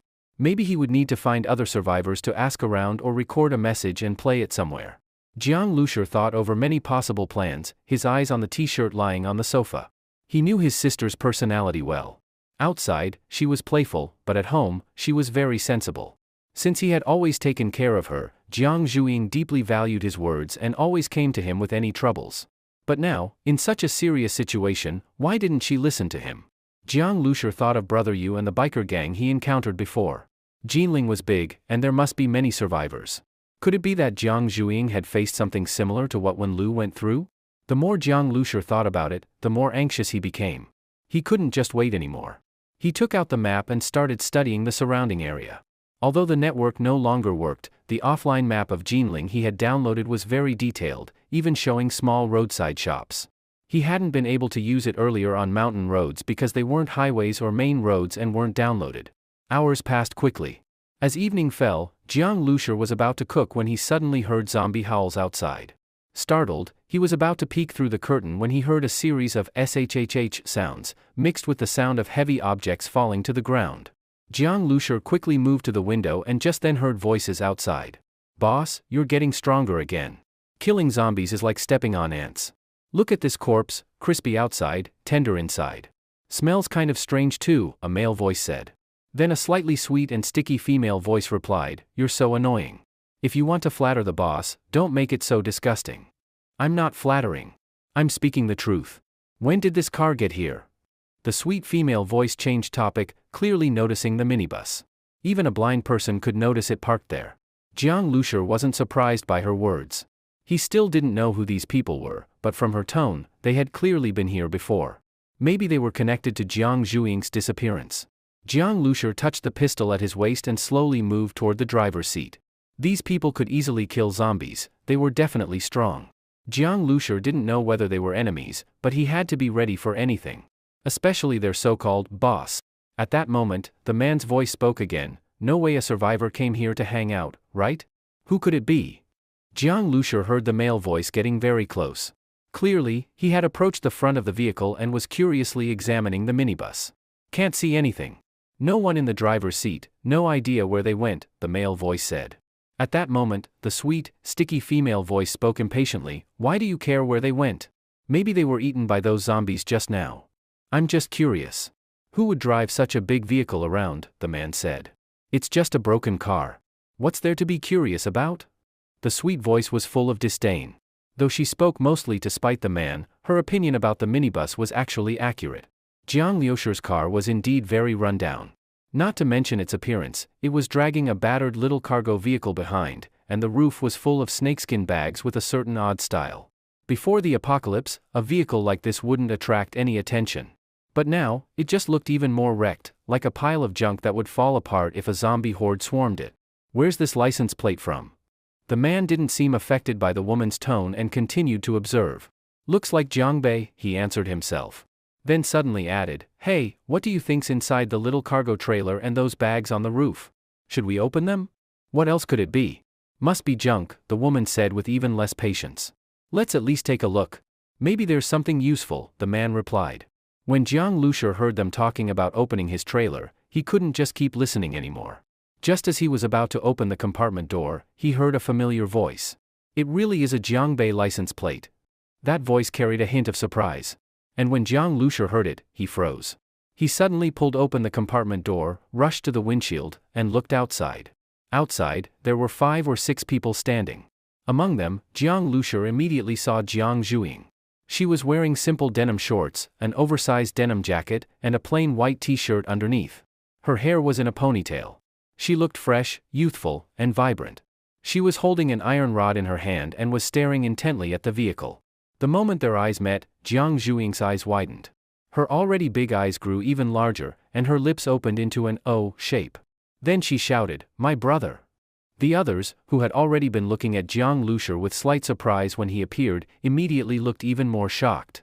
Jiang Zhuing's brother? They were stunned, and Jiang Lusher was no less surprised. He hadn't expected Jiang Zhuing to be among this group of people. But what shocked him even more was that after Jiang Zhuing shouted, "Brother," that same male voice from earlier exclaimed again, "No way, boss, that's your brother?" That voice belonged to a young man in his 20s with a buzz cut, wearing casual clothes, carrying a long knife, and with a strange armband on his shoulder. He looked a bit theatrical, and his exaggerated expression showed he could hardly believe what he was seeing. Jiang Lusher was even more stunned. He had just been thinking about being cautious with this boss, and now it turned out the boss was his sister. Through the windshield, Jiang Lusher looked at Jiang Zhuing in disbelief, and she looked back at him with wide eyes, equally shocked. The boss's brother actually came all the way from Jiangbei alone, driving this vehicle, the young man with the long knife said, still outside with the others. Since the siblings were reunited, of course they had gone into the minibus to catch up. The young man's face was full of amazement. Among the group, a curly-haired girl rolled her eyes at him and muttered, "You want to die? Talking so loudly, afraid Zhuing can't hear you or what?" "What's the big deal?" the young man said carelessly, still marveling at the minibus. The curly-haired girl didn't look too happy. Earlier, she had mocked the car quite a bit, and Jiang Zhuing had clearly heard her, likely Jiang Lusher too. Now this guy just kept marveling, basically still insulting the car, and acting surprised that Jiang Lusher actually made it here. To be fair, none of them had believed it was even possible for Jiang Zhuing's brother to travel from Jiangbei to Jinling. Even Jiang Zhuing had been preparing to find a way to return to Jiangbei. But unexpectedly, in this beat-up car, Jiang Lusher had really made it. This vehicle seems to have been modified. Really smart, the young man clicked his tongue in admiration. Earlier, zombies had been surrounding the area, and Jiang Lusher had been hiding in the compartment. The young man assumed the door was used specifically to block zombie sightlines. As for the zombie Jiang Lusher had run over, it had already been eaten clean by the others. Though they saw the remains, they didn't make any connections. The curly-haired girl rolled her eyes again. She had always found the young man annoying. But truthfully, she had been observing too. Before, she hadn't been curious about the car at all. But after finding out it belonged to Jiang Zhuing's brother, she became interested. Still, after looking it over, she didn't find anything impressive. Instead, she became more curious about Jiang Lusher himself. "Maybe Zhuing's brother is really powerful too," the curly-haired girl suddenly said. The young man and the others also felt this might be true. They had been speculating too. "That really would be amazing," the young man sighed again. Jiang Zhuing becoming their leader meant she was very capable. Among the group, Jiang Lusher also saw a tall, muscular man holding an axe. He looked fierce. "Even someone like him listens to you?" Jiang Lusher turned his head from the window and looked at Jiang Zhuing. They had already been talking for over 10 minutes, mostly with Jiang Lusher asking questions and Jiang Zhuing answering. He was extremely surprised by everything. The starseed had only told him that Jiang Zhuing wouldn't mutate into a zombie, but that wasn't a prediction of her future. Now it seemed Jiang Zhuing's path had turned out completely differently from what he expected. She had become an ability user. After discovering her power, Jiang Zhuing started training. But soon, she realized she had no choice but to leave her hiding place. After that, survivors began gathering around her, and she became their leader. As for being called boss, that was just her personal preference. Seeing this typical cute, mo girl liking things like fighting and commanding people left Jiang Lusher speechless. Anyone who didn't know her would definitely be misled by her baby-faced cuteness. "What do you mean you had to leave? Why?" Jiang Lusher asked. Jiang Zhuing pouted and thought for a moment, then said, "It's hard to explain.